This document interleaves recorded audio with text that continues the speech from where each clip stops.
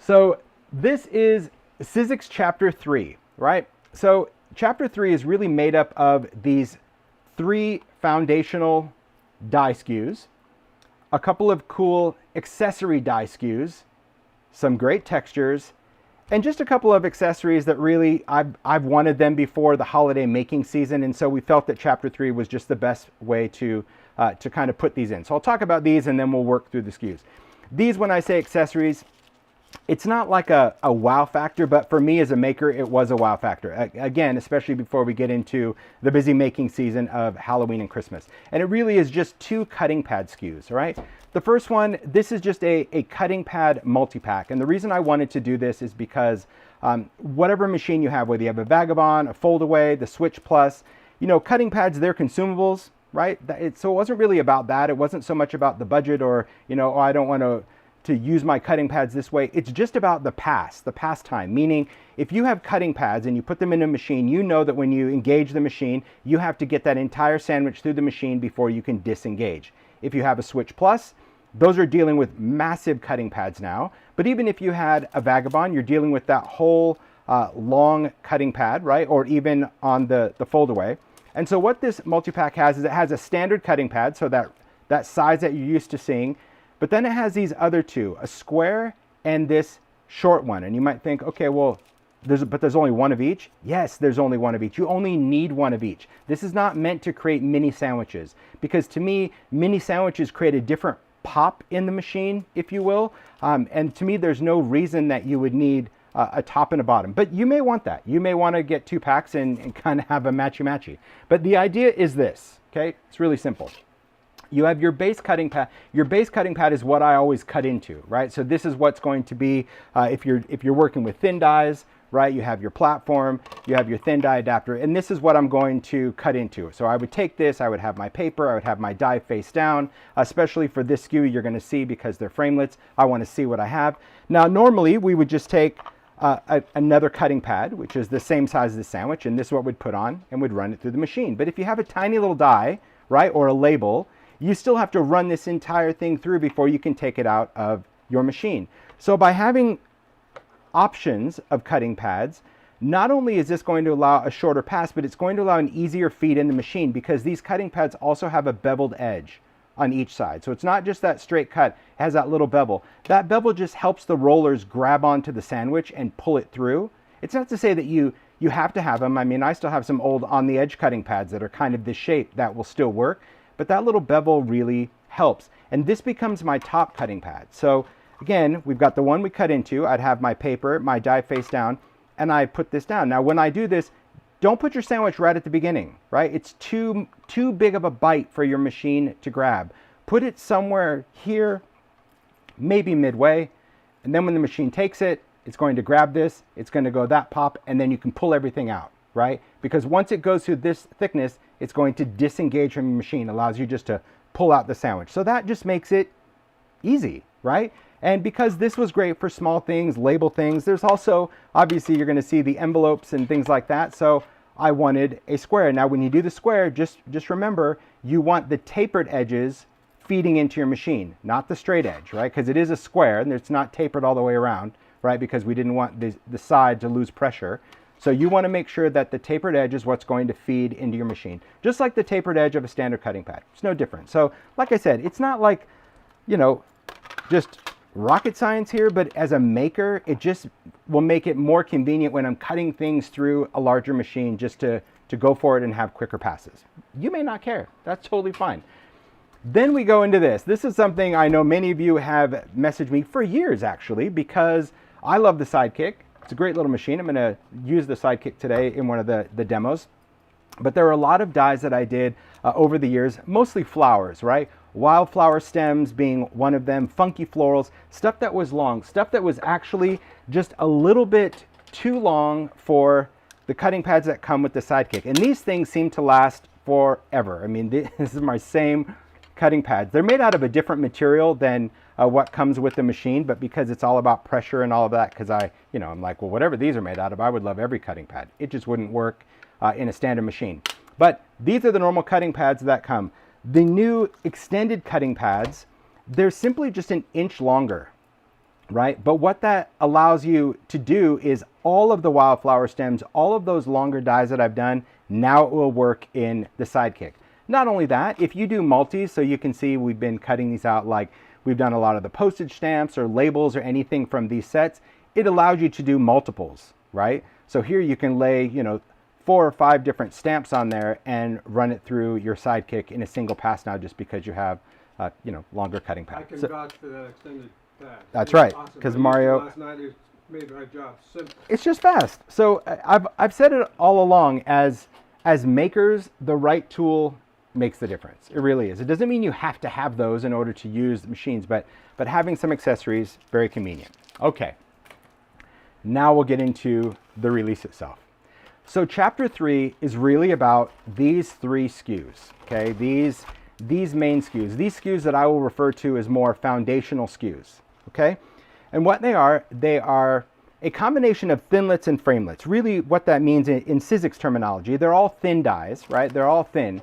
But a framelet's going to have an open area. Normally a framelet is used to frame a stamp, where you would use that die to cut out a stamped image.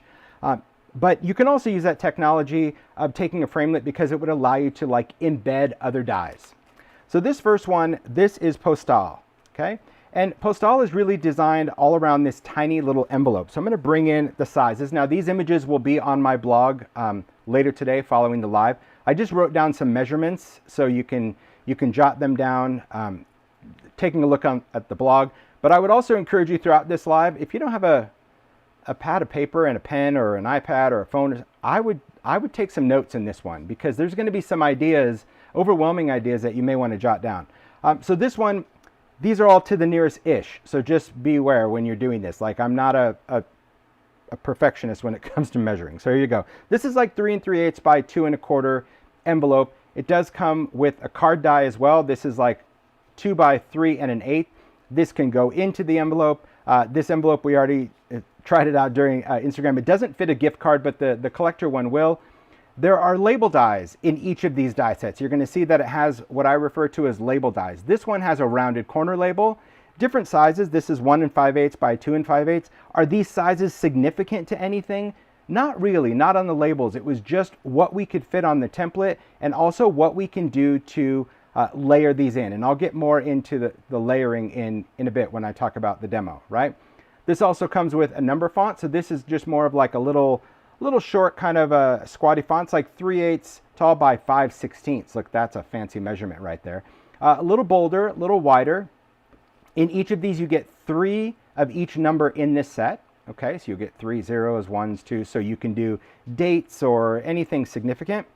Then we've got these postage stamps. These postage stamps are also significant.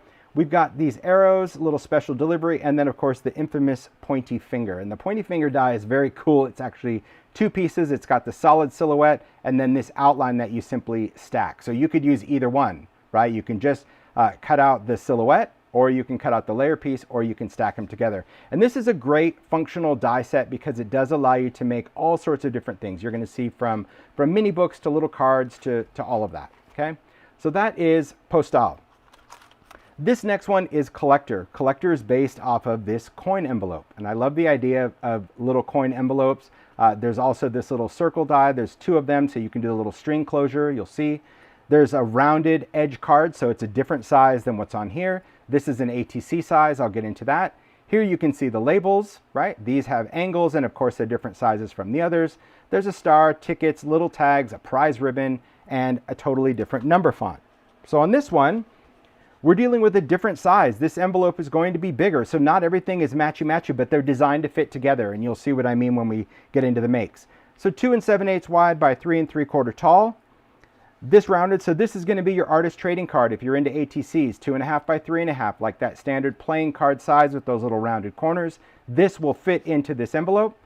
Then we have these little labels. Again, this kind of has a great little angled shape. I like that little skinny one as well. These could be used on either of these pieces. There's a couple of ticket dies. We'll talk about the significance of those specific ticket shapes. Little prize ribbon because, well, why not? You're collecting, maybe you're collecting prizes or trinkets or tokens, or you just want to award yourself. There is a star here. This is the number font. So here you can see it's a little taller, a little skinnier. This one has a little NO with it, which is great because you can cut that out and do, number 25. Or I like numbers because it does allow you to have significance to things. It could be a date, it could be an anniversary, it could be a birthday, it could be an age, it could be a holiday, right? You could do Advent books or all sorts of things. And then I love these little jewelry tags, right? So, I love a good tag. These are much tinier. This is a little 1.5 inches, a little inch, and a little 13/16 little tags that you can do rub-on stamps and tie things onto your makes. So that one is collector, right? Then we go into specimen, probably my favorite, but I like them all. But I love a good kind of sciencey kind of one, I guess. So specimen, this one has a mini file folder. If you're familiar with ideology, we did some mini file folders last year, and one of the small ones, this is what it was inspired by. There's also that file tab. It's a die that's going to cut, create a crease line, allows you to fold over so you can add a tab to anything, right? It could be to a photo. It could be to a card that you already have. It could be any inclusion that you want to add a file tab. Here are your labels for this one. You can see that this one, these are larger than what's in Postale. Actually a little smaller radius as well on that corner, a little sharper, but not completely cut off. It's slightly rounded. We've got some smaller labels, really tiny labels. There's a label frame and a base label, also very cool. And then of course we have what's really cool about this. We've got this specimen frame. So this is a slide frame. It actually folds. I'll show you that die so you can fold over on that. There's our little number font here, and then we've got these dropout words. So what that means here on this particular set, here's our file folder. This measures 4.5 by 3. So again, larger in scale, but that allows you to take any of these elements and put them in the folder, right? You've got these cards that could be used in here, but also I'll share with you why we have so many different label shapes, because you might be thinking, gosh, that's a lot of repetition, but it isn't. There's a lot of different things. Smaller labels that will fit not only on the bottom here, right? So you can take this and stamp something and use this label to go on the bottom. You can also use this to go inside if you wanted something stamped. You can use the solid, you can use the frame. This could be cut out of metallic, you can do embossing. Again, this is the font, very different, right? So see, it's not as wide as this one, it's not as skinny as this one. They're all different, but they work really well. Then we have these. Now, these from a packaging perspective just show the assortment of words and numbers, but these are individual dropout dies. And what that means when I say dropout die, let me see if I have one here. I do. Okay.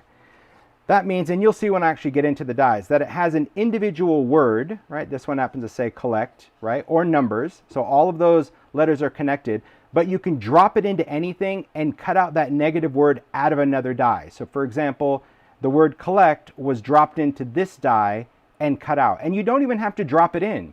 You could already have a pre-cut label, place that word die over it and run it through, and it will cut out those dropout letters through another shape. So it's nice to have, they're just random words, but I think that they really, again, play into junk journalers, or even if you like to do memory keeping or photos or a planner, because they're things like collect or filed or recorded, so they could be significant dates. There's also numbers. Now, these are all random, but these 24/7, 365. You get that, right? Hours, days in the week, and days in the year. So I just think that just has some significance to me, okay, when I'm working with it. So that would be like these dies, right? All of these guys. Then we're going to get into this, and I'm going to take you through each one. So it's going to be, this is information overload. I warned you at the very beginning, so brace yourself. This one.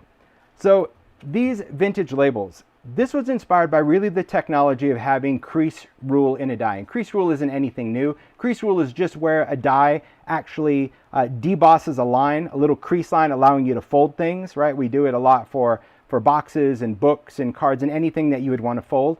But I was talking to Lisa, I'm like, are there any parameters to that crease rule? Meaning, like, can we change it? She's like, we need it for that if we're going to fold it. I'm like, but what if we're not going to ever use it to fold? Could we ever just use the crease rule for decorative things? And we've done that in the past. I mean, that's not new to Sizzix either, where they've taken things and created whether it's an eye or a highlight or some sort of shape into a die.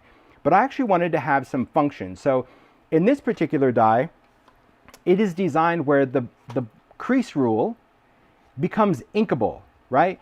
It is of the same height as the blade, so it allows me to brayer over this die an ink color, And then when I place the die down and run it through the machine, it will not only cut, but it will deboss that design. And if the die is inked, it will also impress that color into your paper. So you can see here your labels. This one is a 2x3 for the largest, and then they just kind of go down in scale. Again, nothing standard really. Your circles, 2.5, 1 3/4, 1 inch. Your ovals, this is a 2.5 by 1 3/8, and then we've got some longer labels. And you can change up your ink colors, and I'll demo that as well and talk about what type of ink I find best for this. But do you have to ink it? No, you don't have to ink it, right? This is what it looks like if you just run it through the machine. It has enough pressure to not only cut that shape, but that's where we were playing around with that crease rule. See, we went really wide on one line, a little bit wider than a fold line. It just adds a nice decorative detail. But if you ink it, it's going to allow you to deboss the ink. And you know, I've tried this with a lot of different cardstocks, because at first I'm like, oh, I'm going to need to get, you know, some of that fancy paper they use for invitations, you know, like letterpress stock. You could, but this is just distress heavy stock. So this is 130-pound craft. These are done on watercolor cardstock, distress watercolor cardstock. So yes, you can get thicker papers, right? That's going to obviously hold more detail than just a thinner type of cardstock, but you can certainly play around. They will deboss in all of those different papers that you want to work with, that you probably have in your stash, right? So, and again, I'll demo the vintage labels. Just really a cool, cool SKU. It is. And then we have an alphabet. Now, some people are fans of alphabets. I happen to be one of them. So this one is called Theories. And again, this is kind of the font of my dreams. And I thought, if I'm going to do my own chapter, if you will, I'm going to do the alphabet that I've wanted to do. I've had this kind of in my file to do for years, and it's just never really happened, because most of the time when we do an alphabet die, it's like, okay, you want an upper case, a lower case, you want something that's different, you want something that's going to mix and match. And I'm like, but I just want an uppercase die, but I want it in 2 sizes, and I want it in the same font, in the same package. Well, why is that? Because I think you can do some pretty cool stuff with a font like this. So the great thing about Theory is that it is designed that you get 2 different sizes of an uppercase font, right? This one is 1 inch. This is only 7/8, only 1/8 of an inch shorter. And you think, well, why would you use something like that? Because in this die set, there is this die. It is one die that has 4 little dashes that you can cut 4 at a time. And how it's designed is that if you use that dash under or over that shorter letter, it will bring everything up to that 1 inch height, which to me still reads as like an upper and lower case, but it isn't, right? It's like my eye sees it as not just like one big word shouting, and that's what I love. But as a maker, you could still do a word that just is all large uppercase or all the shorter uppercase. But Theory is really designed that you can take your letters or numbers and you can mix them up, and just by adding those dashes, again, top or bottom, it just reads a nice, cool block word. So that's what I love about Theory. It's just, it has such a great aesthetic, and to me, it could, you know, even if you just did like at the beginning of a journal page and you did all your other writing and you talked about a story, like that's what's cool about a font. So you may, you know, and sometimes you need that little explanation, because you could see stuff online and be like, wow, that's a lot of uppercase. I don't get it. Hopefully this visual, you get it. All right. Then we have 2 3D folders. Again, we're going full on grunge, right? I know that I've done florals and damask and all sorts of beautiful things, but I also think that there is a need for industrious textures.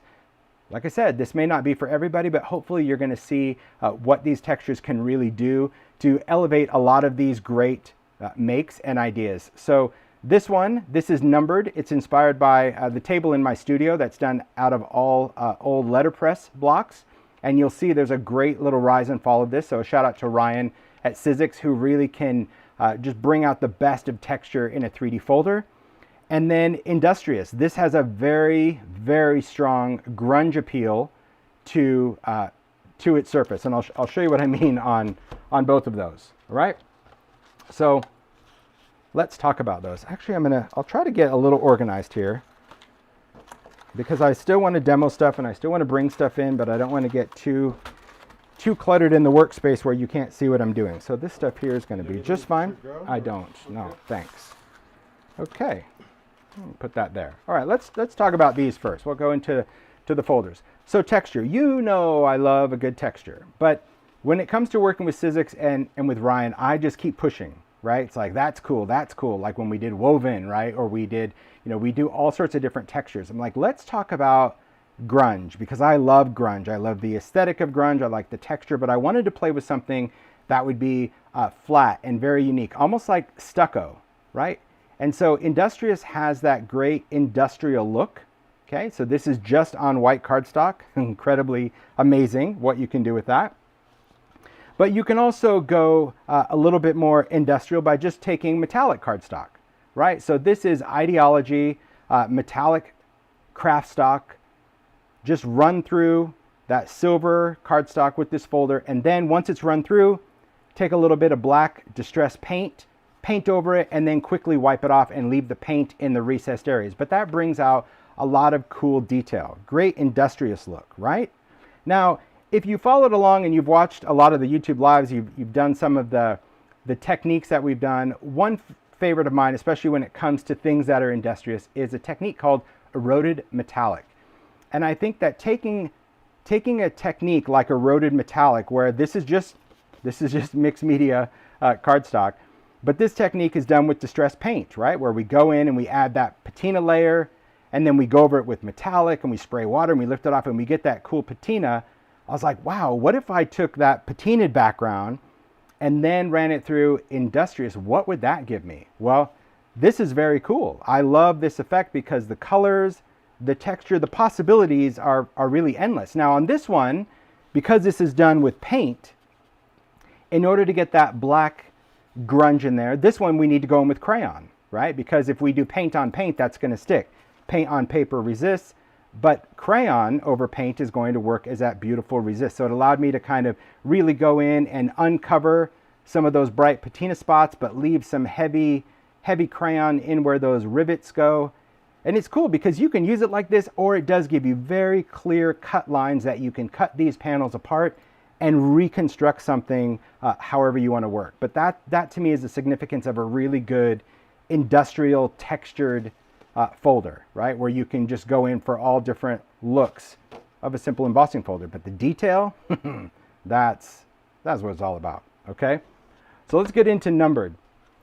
Again, beautiful just on white cardstock. So this could be very clean. It adds a wonderful element even for a birthday card because they have all those numbers in the back. So you can have all those numbers and you can still put a really cute, colorful cake. Yeah, cute. You can still put cute with numbered because numbers have such a classic style, especially this. And because these were designed by using real letterpress art, we're getting all sorts of different variations of texture, different rise and falls up here, all these different outlines, and I think this makes for a really cool background no matter how you want to spin it, right? The numbers just kind of go all different directions, so it still allows you to use it in many different ways, okay?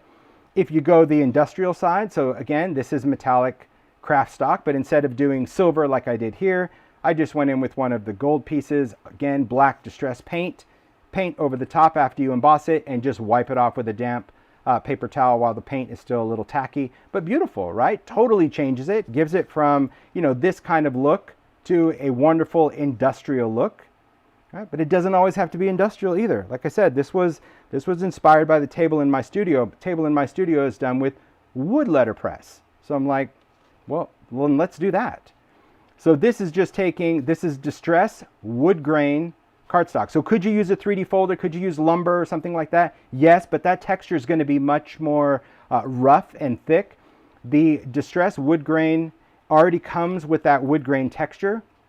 So this one was just inked with all of my favorite distress spray stains, right? Frayed burlap, brushed corduroy, little walnut stain, little ground espresso, some vintage photo. And I inked that wood grain paper first, let it dry. Then I went in, brayered a little bit of antique linen over that texture, little trick I learned from Stacy. That's what brought out the highlights in that wood grain. Okay, so now my wood grain looks like wood grain, and I've demoed this also in the live. Then went in and inked my folder. So this time I went in with black archival and actually inked one side of the folder in permanent ink, right? Because I wanted that really nice deep black, ran it through, pushed in that black, made the colors really pop, and then I just did a layer of resist spray. So that shine on this paper is just taking Distress Resist Spray, giving it a light mist over the top because I still wanted to have some of that texture, right? I didn't want to hose it down to make it look like it was coated under resin, but I think that shine just gave it, you see a lot of great polished letterpress. Just gives a cool look. And again, a background. These could then be cut apart.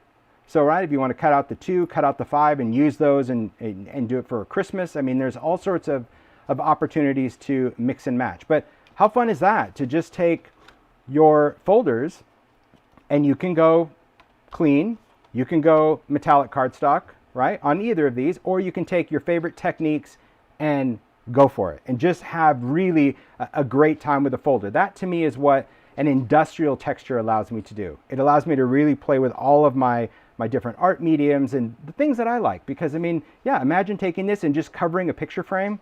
People are going to swear that it's done out of wood. Yeah. No. Well, yeah. No. Okay. Yeah. No. Okay. I do like to say, is that it? Yeah. No. All right. Yeah. So I told you guys need to buckle up for this one. It's going to be a good one.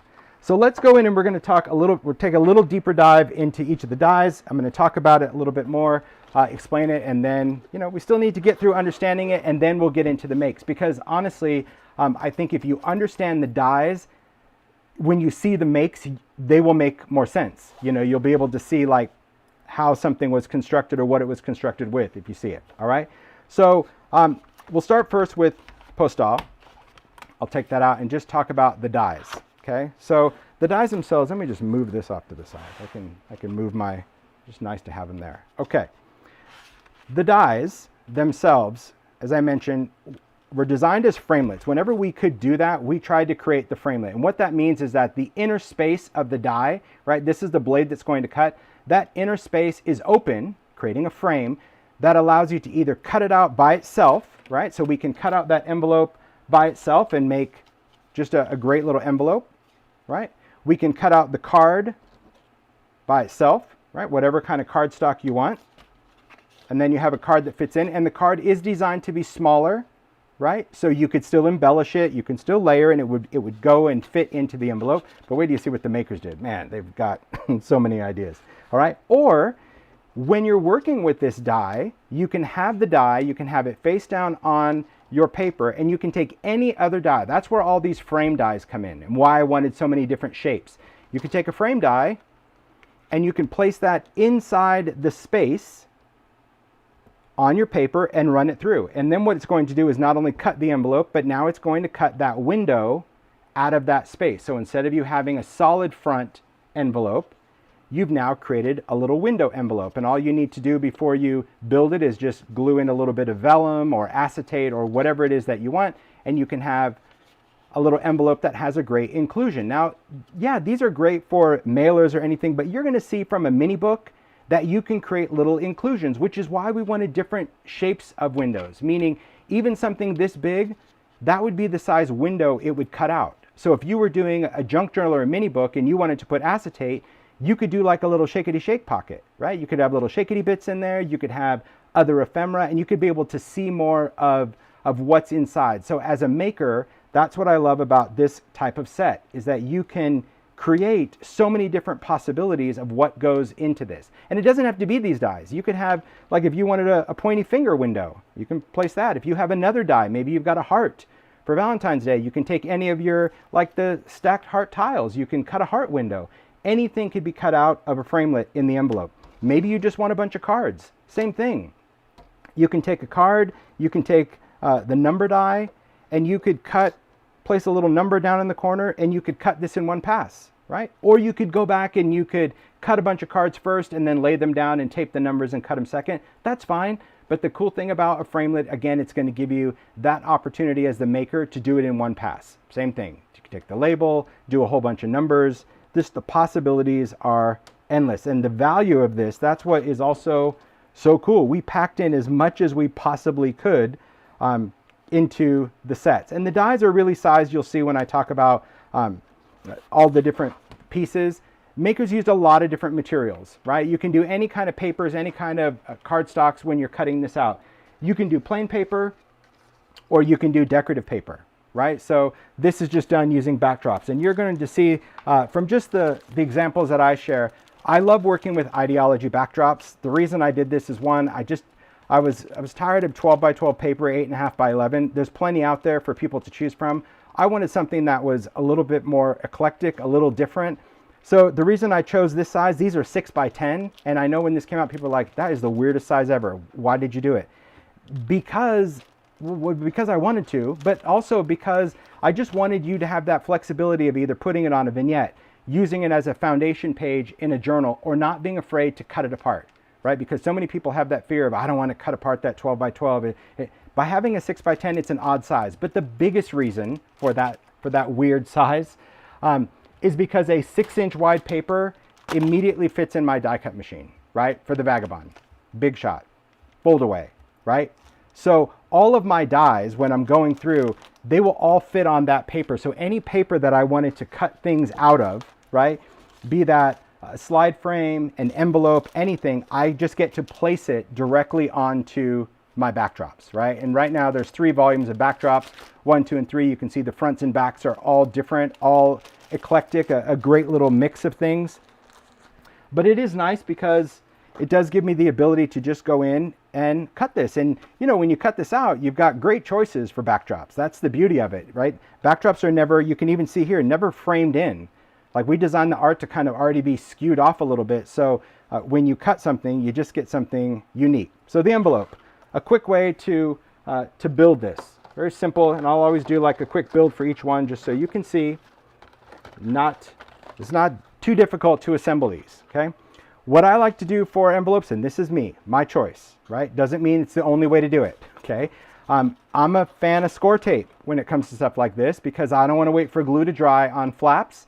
I also don't want to risk glue ooze on a flap. If you're building an envelope and using liquid glue and you fold it up and you press down and you get glue ooze inside your envelope, well, when you're done and you try to stick something in the envelope, it's stuck down. So score tape, I like this one. This is super skinny. I think this might be like 1/8 of an inch, okay? But here's what I'm going to do. When you cut things out, you also do get those little score lines. That's what we were talking about, okay? So these are the thinnest ones. These are designed to fold. And what I prefer to do is fold on that. You could take an acrylic block if that helps get a little bit more of an edge. Get a paper creaser, crease that, open it, fold, right? So I normally like to support the back of wherever I think it is. See, I can see my fingers through the light, and push kind of against my finger just slightly. And you'll see that the crease rule helps with that. Open it back up, fold, crease, open it back up. So why open it back up? Well, because if you start tucking these, then you do this next one, you're gonna actually get like a little bump in that fold. And we don't need to worry about that right now. We haven't built it. So fold and just give it a nice score. This way it gives you nice, crisp folds. Now the envelope, is there a right or wrong? Well, not really, but really if you look at the die itself, okay, one edge has a very straight angle and one edge has like a dippy curve. To me, I call it the dippy curve. The dippy curve is just going to give you like more visibility in the envelope on the back, right? So if you build it that way, you're just going to get more reveal than you would here. See, if you built it with those little skinny lines, you don't get much reveal on the inside, but it's still going to work. Do you see what I'm saying? You could build your envelope however you want to do. You could build it this way and it's going to close, or you can build it this way. But the difference of that is that it's just going to give you more reveal on the inside, obviously more grabbing room to remove a card, but you do what's going to work for you. So a simple way to put these together, we just find the end of score tape. There's no right or wrong as far as which flap goes over which for this. So I'll just put a little bit of score tape. Right? If you haven't used score tape, I just work on the table. So you can press it down. I take my fingernail, hold it, and just lift it off because this just rips. Okay, so that's going to be my flap here. This I'm going to fold over. So I'm going to go from the inside, and again, a little score tape, and I'm going to go right on the edge so I have as much open space as I can on this. Again, gives me the flexibility to line up that edge and then put my fingernail there and then lift off. Okay, so that's what I have for my tape. That's all I'm going to need for the envelope. Get yourself a nice craft pick because that's going to keep you from hopefully fighting with removing the tape because it goes really quick. I'm going to fold that over, take that, see, just grab the corner and just flies off, fold that up, and so now you have an envelope ready to go. Okay, so Could you then add tape here? Yes, but this is pretty strong tape, so if you plan on somebody opening it, you might want to just use a seal, a little piece of washi tape, you know, a wax seal, something, but to me that just makes it quick and easy. But you do you. You do what works for you, but if you are always frustrated with, you know, folding things and having glue dry, and it makes all the difference for me. But nice, you could do some inking, you can do anything you want on that. So that is Postale, and the general idea for each of these die sets and being framelets, you'll start understanding it a little bit more. Okay, so I'm just going to set this one off for right now, and we'll go into collector. So there again, seeing it all laid out, you're going to really appreciate all the stuff that you're getting in these dies. So here we have the envelope, then you've got that ATC, right? That trading card size, and that card size will of course fit in the collector envelope, so will a gift card. But you could also go in and do so many other things. Again, if you wanted to create a window. So right now we've got just that standard envelope, right? With the card that's going to come out. And there again, you have that wiggle room because, well, we want embellished things. So I wanted to have some room that if this had some ideology or some layers, you'd have the ability to still put that into an envelope. But you can cut the envelope, but if I wanted an envelope that has a window frame in it, well, I could take the biggest one. Wow, that's going to cut a really nice window in there. Again, a nice shakety shake window, right? Or I can take this label shape. I can cut a window right in the middle. I can cut a window at the bottom, at the top. Maybe I just want a skinny reveal, right? So I could just do a label here, or maybe I want something sideways because I'm going to stamp. You never know. It doesn't really kind of hold you up as far as what you want to cut out, right? So here we can take, just get this, any of these labels here. Any of these labels will also work in here. It's just going to be whether you want a straight edge corner or a rounded corner, right? So you can mix and match any of your shapes, okay? Very cool, very fun. So building this, well, it couldn't be easier. I'll show you that. And let me put this die away. This is what happens during the live. I get it. You should see, we say the crafter math, because afterwards, right, Mario? I just like to pile things. That's what happens. That's my problem. I just like throw it over there and it goes into a pile. Okay. So same thing, got a great little coin envelope. You can do great pattern paper backdrops, but also any kind of paper bags. Ooh, I love it out of paper bags or glassine, right? So you can repurpose any lunch bags, paper bag, grocery bags that you have, because it still makes for a great envelope, right? Super simple to do because it's going to cut clean, and it's still, believe it or not, going to create a score line. So here, this is just on a grocery bag because I wanted you to see the little line? It's still there, okay? So all you need to do is go in and again, if you rest your fingers in the back, if you don't, an acrylic block in the back also gives you something to fold over, or a ruler, right? For that matter. Take that, crease that, open that, take that. This one's a smaller one, a little short one. There you go, open it back. And you just, it's simple. Like, to me, this is like, that's what I like about a crease rule. It doesn't necessarily, you know, make you look like you can just look at it and will it to fold. You still have to do the folding, but it allows me to just go in and create that. Simple. We kind of know the way. I mean, I suppose this could be the top, but this top is going to be really, well, you get the idea. All right, I'm going to go in with score tape. I'm going to put a little bit on the back. Again, it doesn't matter which side you want to do. That's going to go on the inside, and then same thing on this bottom flap. I'm going to place that down, and fingernail, take that off. Okay, push that down, going with a pick. So first, close the doors, then close the trunk. Okay, done.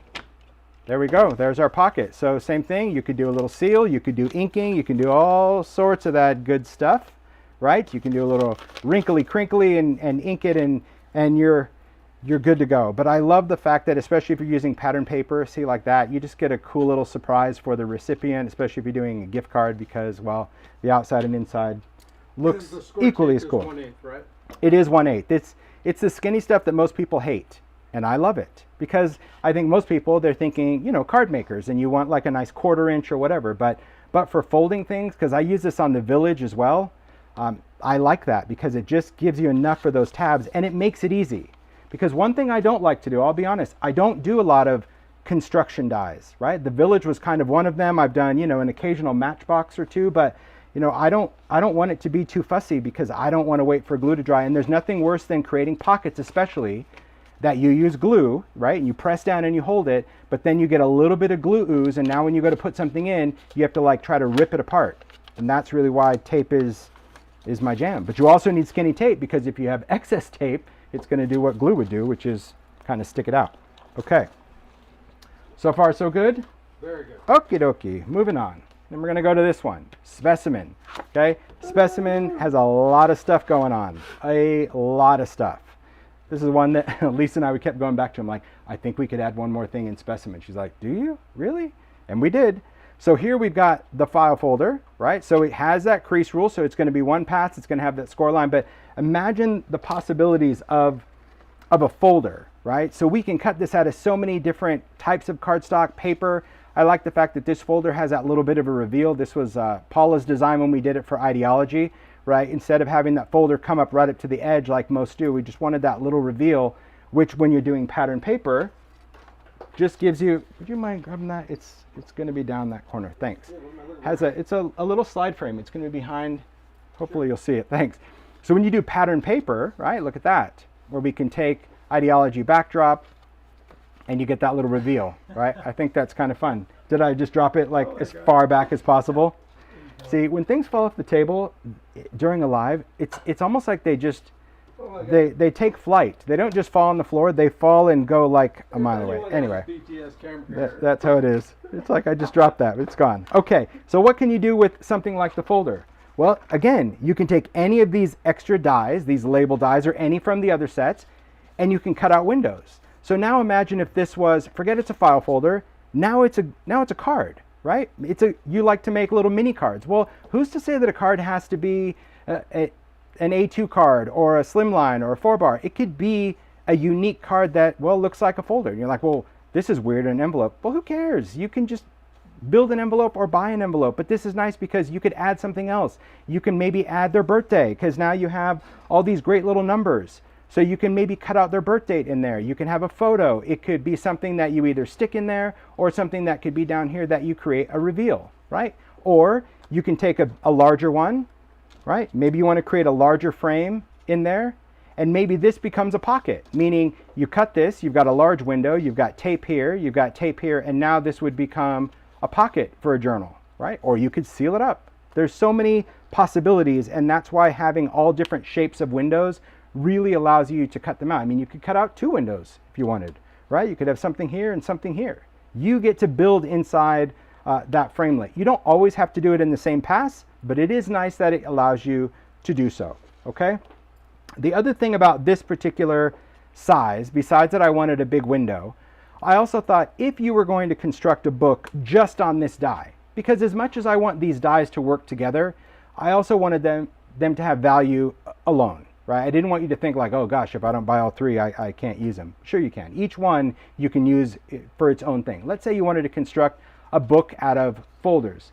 The nice thing about this particular card and this tab is we've got this nice rounded card. It's not the size of an ATC, right? It's smaller, it's squattier. But then we have this fold over tab that could be cut out of metallic cardstock, whatever, just done with a little tape.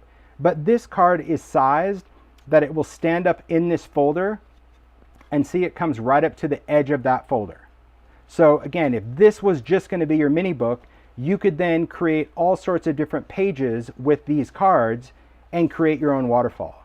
So although it's a window, its size is significant to this particular die because I wanted the ability to just tack that up. And because you have the flexibility of where you want to put these tabs, you can create an entire cascading waterfall of pages, put the tabs, and then just use washi tape to create the hinge in your page and construct a book just from one single folder, right? I'm telling you, the ideas, because they are foundational dies, they could be whatever you want.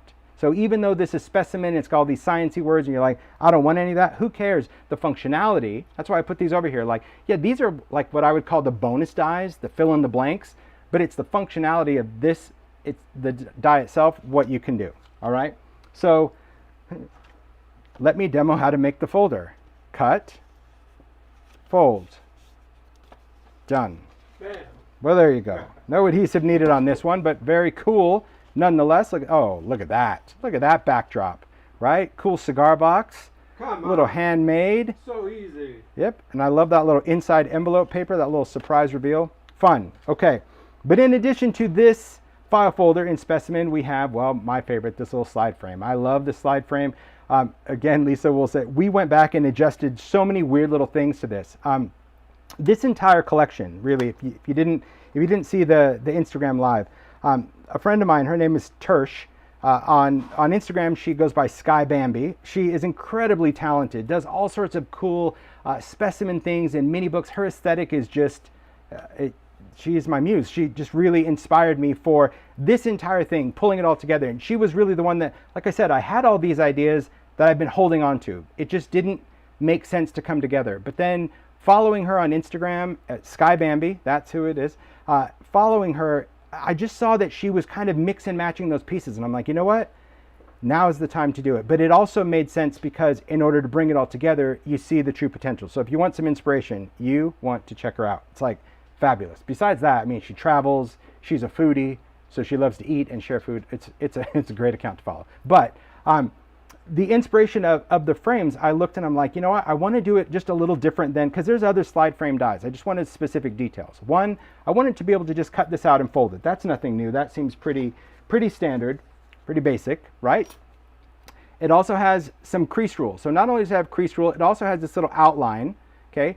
These little outline details that you could ink just like you do the label, and so you could push in those little lines if you wanted to. I don't really ink it because they're kind of thin, but this little outline is going to show you where you can place those little labels. It just gives you nice positioning, or you don't have to. I also only wanted the holes in the front because then when I close this up and fold it, whatever is on the inside paper is just going to show through those little dots. So I don't have to do anything additional to it. But if I wanted to just poke a hole with the craft pick and use fasteners or anything, you can still do fasteners. And you can use them this way or this way. The opening is sized to the Ideology photo booth. So if you like all those little photo booth photos, this window, it already cuts that window. It's not a removable window, but you could drop in another label in the back, right? And when you fold it, you could actually have a see-through. So if you were going to put this in a mini book and you wanted this window and then you wanted another window so you could see through it, right? You could drop that in, fold it, and you could have a, maybe sandwich a piece of transparency. You could totally do that. But I like the ability to create these little inclusions. And again, the little notches, they just add some fun detail. And you can just leave the paper as is. So very, very cool to do. This one, all you're going to do is fold on that fold. But on this one, you want to make sure that your fold is going to go right in on those little notches. You don't catch that little piece right there. Once that is secure, you can create that. So how do you seal it up? Well, normally I would put whatever I'm going to put inside first, attach my photo. If something was going to be attached, then I would go in again with score tape because you'd want to put that on top of whatever the photo is. Just do those little edges. You can do this third edge and you can seal it down, or it can go this way. Or you can just seal two sides and it could be a pocket. And you'll see from the makes, every which way, really. There's so many different things that we can do. All right. Again, different fonts, different numbers, but then there's these dies. This is what I was telling you about. These are all drop-in dies. There is no outer blade to any of these, meaning if you just place this in the middle of a piece of paper, it's going to cut out the NO4183, but it's not going to cut around it. It's just going to leave that dropout. So these could be dropped into anything, any space, any opening. It could be, you could take one of these dies. You would want to take the solid one, because one of these dies, although it looks like they're two of the same, one has blade on the inside window and one only has crease rule. So if I go back to this one, oh my gosh, I told you, Mario, it's going to be chaotic. But there you go. There's two dies. One is going to cut out the window, one is going to leave it. So if you were going to cut out a word, you would want to take the die that just has the crease rule. You could drop in that word, right? You're going to place it down on your paper. You could secure it with a little bit of tape, run it through, and it would cut out that word in the label. Then you could take the label frame, cut it out of metallic, stack it on top, and zippity-doo, you're good to go. So there's a lot of potential for drop-in words, and they could be used everywhere, right? Not just on this particular set. They could be used if you want to do a drop-in word on one of the little tags, right? From Collector, you can do that. So there's so many different ways to mix and match. Okay, that was the basic of just those. Then we're going to talk about stamps quickly, and then we will talk about the labels. Okay? So for stamps, oh my gosh, this is getting out of hand. All right, but I want to kind of help you connect the dots. Okay, stamps. There were many stamp sets I kept in mind when I was designing these sets. Doesn't mean you have to have them, no. But the benefit of Stampers Anonymous is that Stampers Anonymous never retires my stamps, so they will always be available. So to me, it was worthwhile to design some dies to fit these stamps because I don't have matching dies and stamps. Some sets that we collaborated with Sizzix on, but it's not the norm. So this really allowed me kind of an opportunity to use some of my favorites. So this one is called Stamp Collector. It's just a bunch of different postage stamp fronts. These are all individual red rubber stamps. You can stamp these out into any kind of paper that you want to do. And in Postale, we have these dies. Now these dies, of course, have a little postage edge. There's a rectangle, a square, a circle, and then even a smooth oval. These are sized for most of these shapes, so it will allow you to go in and create your own postage stamps. Mario did all of these. He did all of these, right? So for me, the easiest way to do it is to take a piece of paper, ink it first, right? Use some sludgy colors, old paper, of course, antique linen, maybe a little frayed burlap, flick it with water, right? Just get it to whatever stamp color you want. It makes it way, way faster, okay? And create your paper. This happens to just be mixed media heavy stock because I love that kind of very light cream. It just already adds instant vintage. Do your background first, then go in and stamp. You can stamp with oxide, you can stamp with archival, you can do whatever you want and stamp them. But when you stamp them, just leave yourself a little space so you can cut them out later, okay? Because then you can just place the die. It is a framelit, it goes right over the stamped image and run it through. And everything was run through on the Sidekick because you can just cut this into little pieces of, little strips of paper, and Mario was cutting like 4 or 5 at a time as he was going through. Your new extended he was using the new extended because then you could cut, 4 and 5 stamps at a time. And it's just fun. So he just did the stamps, inked them all red, stamped, then you have red stamps. Change them out, then you got blue stamps. But you can see the potential for these. These could be done out of sticker paper if you want, just a whole variety. Then I went in and just inked the edges with a little bit of distress. But see, there's the back. But see, the front already has that great nostalgic imperfection. And I love all the different shapes of these. I love like, look at that little pinked edge. See, the dies are really cool. Do you have to have the stamp set? No. You can just cut those out and draw or do rub-ons or do whatever you want. But it is nice that if you do have them, or if you want to create stamps, it makes it really easy to do with a die. These other ones, these don't specifically fit any die itself, although there's some dies that you can cut out, like there's some label frame dies that will work, but these are other stamps that work really well with Postale. So this one, Correspondence, it's got just a bunch of cool, correspondency stuff, right? Special delivery, little flags. There's that little stripe so you can ink this red and blue. And these could go on your envelopes or, I don't know, all sorts of things, right? There's some fun, cool things that we could put onto those envelopes. For the holiday season, there is a holiday postmark, right? So some of these you can use a circle die, but again, most of these are not sized for those stamps. That was just for that. But you could use that little pink circle on that one for sure, right? But you're going to have enough label frame dies that I'm sure you're going to find some that work pretty darn well with this. And of course, if you have any of the stacked circles, right, you can use those for these stamps. It's a great way to kind of mix and match. This Scenic Holidays, a great set, a favorite of mine, but it's got 2 of these big labels. So when we were doing the mini envelope, right, I just wanted to create something that if it didn't matter what size it started out being, let me grab that envelope die. There we go. Then you could stamp this onto those little mini envelopes. So it's a great way to add a little gift tag, right? You're going to take that and jot in there.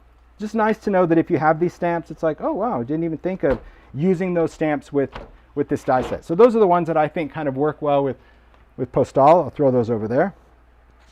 Then for collector, right? For this guy, the one with the folder, I'm sorry, not the one with the folder, the one with the little envelope and the tickets. Well, there's some ticket stamp sets with Stampers Anonymous. So all of these tickets, you can stamp those tickets and you can die cut. Now there was a framelit set, and I think Sizzix might still make it specifically for all of these tickets in Ticket Booth. But these dies right here were really designed for these right in the center, or if you really want to roll it back to set 100, the golden anniversary one. There's some fun ticket stamps here, you know, even things from like, you know, journaling tickets, limited edition tickets, but just another idea of some stamps that will work with that. And then we will go into Specimen, and there's so many, but you know, these you can just have a great time with. Obviously, if you're doing file folders and if you're doing any type of slide frames, you've got field notes that have all of these little fun elements, and these could work on any of those dies, right? These could stamp on the little coin envelope, the little postage envelope. There's some labels, some cool numbers. The newest one, Eccentric, that you saw so many people using. It's really just a cool set because it's got just, again, little eclectic, eccentric things that you can stamp everywhere. This is great. Well, I mean, this would also be good for Postale, really, but a lot of these are too big for the envelope, but these will work great on the file folder that is in Specimen. So you've got important or notice, again, great for junk journaling. We've got numbers. So this one is merchant. So there's 4 different sizes of those hand stamped numbers. So you can stamp them out if you don't want to use the actual number dies, but you want to put significant dates. Maybe you're doing an advent calendar. Maybe you're doing a planner and you want dates. These work really well. And then of course we have tiny things and tiny things 2. These little guys, these are just great images that I've had. These came out of vintage encyclopedias, but if you're looking for small images to work on envelopes, pockets, any of the folders, this is just a great set. They're very random, but cool. I mean, there's everything from toadstools to birds. There's elephant, fish, you know, a rooster, who knows what you might need. And then of course, holiday things. And I'll talk more about this as we get into the season, which stamps really work for the season of these. But just to kind of have you go through your stash and look at cool stamps that you could use with all of your pieces, right? Okay, so far so good. Now we're going to get into labels. There we go. There we go. I'll put those here for now. I don't know what I'm going to, I might come back to that. Okay. We'll see. There's stuff everywhere. Okay, moving right along. I'll probably just stack it up here if that's cool. Does that work? Yeah, perfect. Okay. So next we're going to talk about labels, right? And that's pretty much going to be, I think that's going to be it for the demo, and then we get to get into the makes, okay? But I did want to demo this just so you guys can see how easy it is to work with it, right? I'll move this over here. I'm just clearing myself some space. Give me a little landing strip for now. Okay. So this I'm going to, yeah, I see some questions about does it fit certain ideology things, and I'm going to talk about that because you're going to see that with the makes. Like, does it fit in a vignette box or all of that? So you'll see from the makes really what it fits. To answer your question, yes, it fits into several different vignettes. All right, so let's go in. Let me place this down. There we go. I'm going to take, okay, there we go. We're good? Good. Excellent. Okay, so let's talk about this. Now, do you have to do this to the labels? No. But if you want to ink them, there are just some tips that I want to share with you, okay? The thing to remember about these dies is there's obviously the blade that we want to cut with, right? And then there's also going to be that edge that we can ink, okay?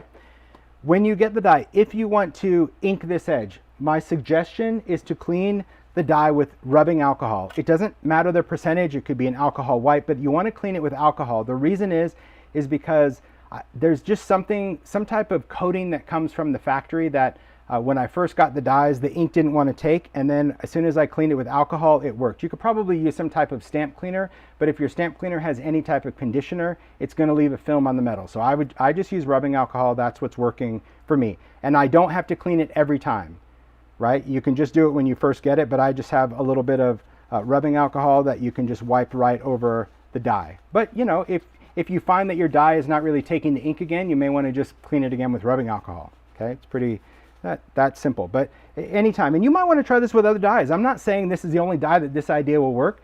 Maybe you just have some dies that have some interesting detail crease in there, and you're like, let me see if I can ink it. Try it, right? You never know, right? So here I'm just going to I'll just take my sidekick. I'm just going to secure that. There we go. Oh, what's going on with this? Ah, there we are. Like it wasn't sticking down. We got our cutting pads. Okay, so there's a couple of ways that we can approach this. The easiest I found for me is to use media grip. If you don't have media grip, you can use shelf liner, you can use a Post-it, you can use something, but what you're going to want is you want something that's going to help secure your die while you ink it, okay? So I've got this blade up, crease up, and my media grip is going to keep my die from moving. If you don't have this, again, you might want to try, you know, a Post-it that's tacky, but you're not going to be able to hold on to it while you ink it, because how we need to ink this is with a brayer, okay?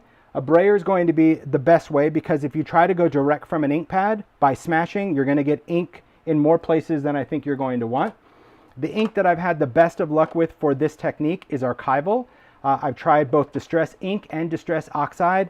You might like the effect, but it beads up a little too much. This is an oil-based permanent ink, so it not only sits on the metal because it's designed to ink metal, right? But it also leaves the metal because it's oil-based. If you try solvent inks like, say, StazOn, that's probably going to dry too quickly on the die itself, and it won't allow the ink to transfer. Okay, so give yourself obviously a little grace when you're doing this. You know, give yourself some permission to try it out and see if it works, and if it doesn't work, and try your different papers that you want to work with. So I'm going to work with archival, and archival comes in, you know, a bunch of different colors. That's how I did all of that. These are the Distress archival palette, but Ranger has a whole bunch of other archival colors, and there's other oil-based permanent inks as well. So my advice, try whatever inks you have. If you're like, I don't know if mine's oil-based, well, who cares? Try it. If it works for this technique, well, then that's going to work for you.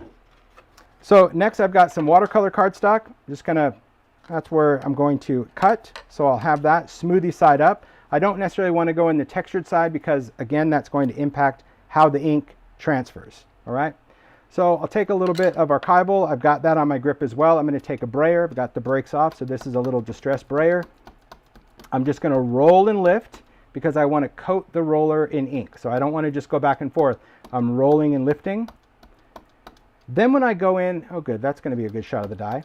I'm just going to brayer over this die, and I want to brayer in different directions, right? Because what you're going to notice is that different directions, the ink is going to actually kind of go onto the die and also go off. And there's a couple of things that I would suggest when it comes to doing this. First off, if you're trying this and you look at this and you're like, I don't really like how this is working, right? Maybe it's not going to hold some ink very well for you. Give it just a second, your first time, and I know that some people that have done this with stamps understand exactly what I'm going to talk about, which is priming. Meaning, if you ever have a challenge with ink sticking to something, like a stamp or in this case a die, you can use archival almost as a primer. So I'm leaving it on there for just a second. This is just a dry paper towel, right? The alcohol part's over here.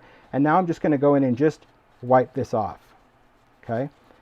And usually that's just going to help like prime the surface a little bit, so it'll allow the next layer of ink to take. And I do this trick a lot on stamps, so sometimes it works and, you know, sometimes it doesn't. So I don't know if you guys can see on the camera, but I'm rolling, and I'm rolling to where I can see the ink go on into areas, okay? Once I have that, I'm going to take a die pick, a craft pick, doesn't really matter, and I want to pick up the die from the edge, right, off that grip. I can grab it from the inside, so I'm just touching, inside or outside, I'm just touching the frame. I'll place it down, and I'm just going to drop it onto the cardstock. You can drop it wherever you want on the cardstock. You can turn it, change it, and we're going to place it down. And we're going to run it through. No, I just moved it, but that's okay. That's what's going to happen. Now I'm going to go through the sidekick once, and I'm going to go back the second time. Does it need it to cut? No. But is this going to hopefully help transfer the ink? Yes. If you put embossing ink first, would that take the ink even? Embossing ink is actually going to create oil, and that's going to make it even greasier, right? So this is what you get. A beautiful impressed color into your label. And because archival is waterproof, now I can do these, and I can do all sorts of cool things with this. I can go in and ink, I can spray, I can do oxide, I can do anything that I want to do on something like this, just by adding Distress, because now that archival is on here, this is oil-based, it's permanent, that red is not going to bleed if I put something else on there, right? Distress or oxide or anything like that, okay? So hopefully that helps just kind of identify using ink on a die. Now to clean it off, well, just going to go into that paper towel. Alcohol will clean this right off. So that's all I'm going to use on my dies. And I've not had any issues with it compromising the metals or anything in any way. So that's how easy it is to do labels, right? Now, the other thing that I wanted to try, because, you know, when it comes to working with labels, all sorts of different inks work. I find that archival is just going to give you my most consistent look. So archival, because it's oil-based, you also have the opportunity to go in and add an inked layer. You can add a double ink layer, a triple ink layer. So if you look at this label, can you see how like this looks a little bit lighter than this? All I did is I ran this through once with black ink, right? Black soda, and it created that nice black. And I'm like, I wonder if I could like line it up again and do a second pass. So I only inked up half of this just to see if it would really make it darker. And you can see that it just creates that other level. So if you were working with these, and let's say you missed a spot or you didn't like how dark it is very easy to line it back up. It almost kind of pops into place, right? So what you could do essentially is ink this up again. You could just start on the edge. See, almost like, see how it can grab that little edge? Because you don't want to try to set it, because then if you have to adjust, you're going to smear it with ink. So start it on the edge, hold it with your finger, place it down, tape it, and then run it through again, and you can apply ink a second time if you want to. That's my tip on that, because that's really what I needed to do, is just kind of go in, put it in that edge, drop it down, tape it. Okay, because I didn't have a steady hand. I was like, oh, I'll line it up, and by the time I did it, it looked like a spirograph in there. I had stuff going everywhere. Okay. Now, you know, other things, right? If you have other, these aren't designed to be foil dies, right? Because foiling dies, you know, foil plates are much thicker, but it worked, and it gave me a distressed foiled edge. So while this, you know, I think in the foil patrol out there, that's like, ooh, I see a little area missing. I say, yes, thank you. I love that this actually distress foiled it. So I just follow just the normal foiling process, and I was able to foil this. But I love that it actually gave me a little bit of skippity bits, because it's not as thick as a traditional foil plate, but it's still transferred, and I thought that was really cool. And then when I inked it, I was like, oh, hello there. Hello, beautiful. Look at that. Woo. So the possibilities for using a die that has this kind of edge is very cool. It really is. It's a lot of fun. Well, you know, I just, because I watch enough videos on foiling, and everyone is like so critical about, they're like, oh, look, there's like a little piece there. I'm like, yeah, so? Need to not be so critical about anything. I just think they just kind of, but I think that sends a message to makers of like, oh, don't do it. You know, you're going to screw it up. I'm like, Yes. bonus. I love it. I do. I love that. Okay. Hopefully I answered your questions on different ways that you can use these. Uninked, inked, different colors, and even onto foil. Lot of fun. Lot of fun. I love it. Okay.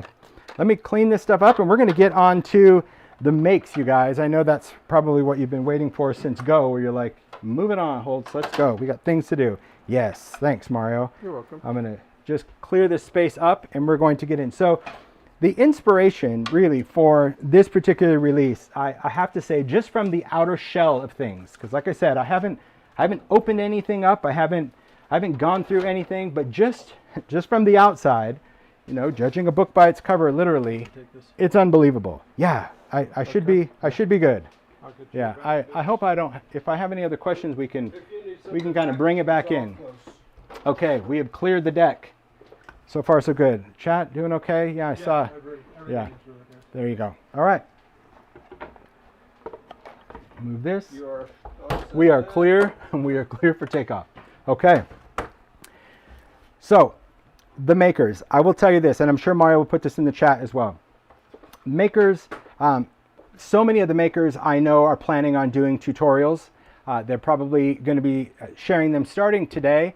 Many of them are doing overviews. Some might continue it for weeks, because I would think that some of these makes are going to go for weeks. You can also do YouTube. You'll see some makers are going to do YouTube walkthroughs. There's a lot of inspiration. Following the live later today, I will have a blog post that will show these makes. That will have maker names of who made them and links to where they have posted. I encourage always to follow all the makers. There's a maker page on timholtz.com. Then you can go in and you can, thanks Mario, and you can go in and really follow the makers and get an in-depth approach to how things are working. I did see a question about Media Grip. I was told by Tonic that Media Grip should be back in stock in August. It was one of those SKUs, if you watch the live, that, you know, it was that product that nobody thought would sell. Nobody wanted it until everybody wanted it, which is awesome because I love it. And so yeah, it's due back in stock in August. All right. So let's start with the makes from Paula. Paula actually did 2 makes. The makers only had to do 1 make. A couple of makers did more than 1. But the level of detail is unbelievable. And I'm sure I'm only going to do a walkthrough. There's no doubt that I'm going to miss so many things that they did. So that's why I also encourage you to check out anytime they post about a make, and don't assume like, oh yeah, Tim already talked about that, because I'm sure I'm going to miss a ton of detail that they put in. So Paula created this. This is the ideology, the vignette file cards. And somebody asked about that file box. So this is the one that we just released that has those little dividers in there. So yes, these elements will fit in there. The collector envelope will fit in. The postal will fit in. The artist trading card will fit in. You have that tab that's in Specimen. The folder, the file folder in Specimen does not fit. It's a little wider, but you could cut it down, right? You can actually cut it in half, and then you could have a folded file tab in here. This is the actual folder, so you can see it doesn't fit in here, or it doesn't fit in this way. It's a little bit wide. So could you trim off the tab? You could, but you could also just take that and cut it, and then you can stand it up and you have little file pockets. So there's a lot of cool things. The detail, I mean, I always love that how Paula just uses ideology and uses so many different bits to create this. But all of these different cards are embellished with everything from inks to ideology things throughout this entire pocket. So I'm just going to take some things up. So you can see, again, little card, we've got clipping stickers, we've got snippets, we've got backdrops, little tiny attacher, that tab die, again, from Specimen. That tab die is everything. But using these cards also make it really consistent. So these could be ideology cards. Maybe you want to repurpose plain cards, or now you can die cut your own out of all the pattern paper. The mini paper dolls that we did work there. That is why we want numbers. And people say, why do you have so many numbers in all the sets? Because numbers are everything, guys. It's just a great style element to add. There's some texture paste, right? Little saltwater taffy texture paste on there. That's what I love about having a foundational die. It allows you to cut out things that you can go in with all of your favorite products, your favorite papers, your favorite stains, your favorite paste, your favorite anything, and create. I mean, look at this little envelope. How wonderful is that? A little envelope that you can go in and create all of those. Marty says the ideology file box has been out since release day. I would like to say that you're right on that, but you're not. It did sell out, and then it came back, and then it sold again. But you know, that's how it is, right? But it is coming back. It's not a discontinued piece. So here we've got a cool envelope. I love the idea of using oxide sprays and stamps on that. So again, you can use your inks and stamps. I love seeing the little paper dolls. I mean, there's just so many details every time. Look at that. Stamping with stain. I love that. And see, the other thing, I don't know some stuff I should or shouldn't open, but I'm going to open. There might be something inside. There might not be, but I love just the idea of this little pocket. Oh, there's something inside. Oh, just a card.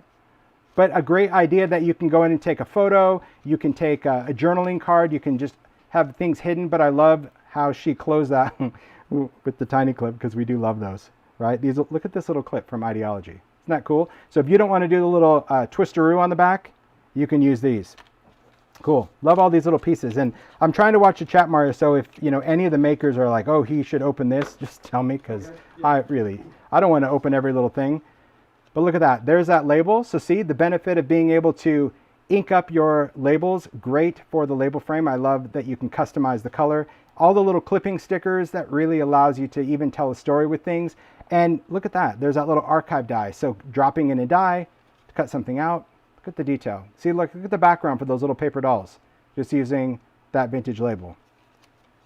I love that. I love that when you go in, you can see just a sense of repetition, but not really, because it's just about going and saying, okay, I'm going to cut a bunch of different labels. Okay, I'm going to take some labels and just add numbers. And you're kind of creating your own ephemera to then go in and add all of these details. There's that little envelope. I love all this little ribbon. Like, look at what a brilliant envelope closure. You guys see that? There's a little eyelet punched through the flap and then just tied around with ribbon. So if you think about just a cool way to do a closure, instead of gluing this closed, just add a little eyelet and thread some ribbon through that. That's a great idea. See, that's what I'm saying. It's just going to be packed with ideas of so many things. There's that little string that you can go, because this die, it has one die that cuts both of these circles and it punches a hole in the middle. You can use just some long fasteners, and then you've got that string. See, I love cutting it with backdrop paper. See the numbers? So good, right? Just all of these great details. So if this is your style, if you love vintage, if you love elements, I know the Paula bow. It is the new Paula bow. Paula always comes up with just great ways to use ribbon. So I totally agree. He's always like, it's the new Paula bow. Because, I mean, that's a brilliant idea to close that little envelope. Look at that. It could be with ribbon, with string. But there you go. You could see with ephemera, papers, stamping. Oh, see, there's got to be a word here, right? Did I miss a word? No. Okay. See, save and lost. So clever. Yep, that font is everything, right? I told you. That theory font, ugh, the power of a font, right? Then we've got some label stickers. I love it. It's such a great make. I do love theory because I love this whole set. I love this whole set because it's like I got to do it my way. So I do like that. You know, when you want stuff for so long and then you finally just say, "Oh, I'm just doing it," it's really nice. Okay. So this little book, this book is done using the mini file folder from Specimen. And I love the detail of this. This is done out of, I believe it's craft heavy stock. I believe this started out as craft. I could be wrong. If Paula is, because I just see some I see some edge. So I'm guessing maybe, I don't know, I could be wrong. But this is oxide over it. So I love just seeing that ink stamping over it. So here, taking those files and creating this book, all these little stitch details. And I love the pages of the file. And I love how she took these files, put them back to back, and then created pockets where things come out. She said yes, and she also said it will be on her blog today. Whoop, woo, cool. Paula's going to share this. So yeah, because the weight of it feels so good, but it has, you know, that craft, that texture, and I love how oxides go. So look at this great idea for using that slide frame. Right? So the slide frame, you don't have to put a photo in it. You can just leave it open as a frame. And look at that. I love the Sizzix, the silhouette birds. I love how she cut that. Look at that little detail of the lace wing looking out the window because she made a window. Look at that. Little number. Little numbers. So cool. So these little numbers, these tiny, tiny ones, these would be the fallouts of these dies. Right? So remember, when you're not only cutting out and you're getting this great see-through, now you get all these little, well, I remember these from camp, all those little, you know, alphabet macaronis, those little tiny letters that have that, and numbers with the great rounded shape. So keep those negatives of all of those and you have those pieces to add, right? So there you can see stamping. Again, I love how she took that frame and put it on the outside of that, almost like a large clip. See, very cool. I told you guys, I'm going through it in real time, so you never know what I'm going to discover. I love these cards coming out too. See, look at that. Little sewing detail. Now these cards are smaller. They're not going to be the same ATC card, right? Because again, having all those different labels, people look at those like, why are all those labels? But they're not. They're windows, they're cards, they're anything you want them to be. So having all those different shapes between the three sets, that's why you can't really, I couldn't pick and choose because I would find function for all of those elements. But I love those little cards. Just tuck right into that pocket.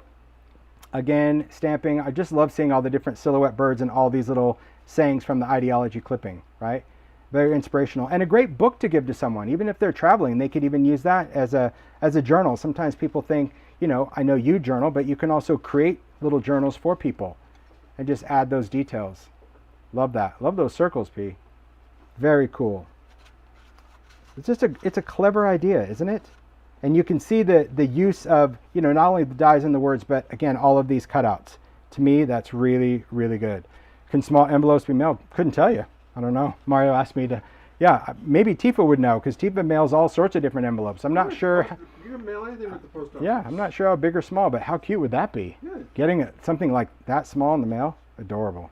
I love this. Love the colors. Love the ideas. So great makes, Paula. Just think it's really cool to show, you know, how you can create all these different pieces and add that and kind of fill in the box, or you can sit down and actually construct a finished journal. Can't wait to see the tutorial on this. Really good. Really, really good. All right. Next up, this is Stacy's make. And this one, it's like, just from the outside, it's like, I'm nervous to open it up because it's like, it's all done out of denim and some of my fabric, right?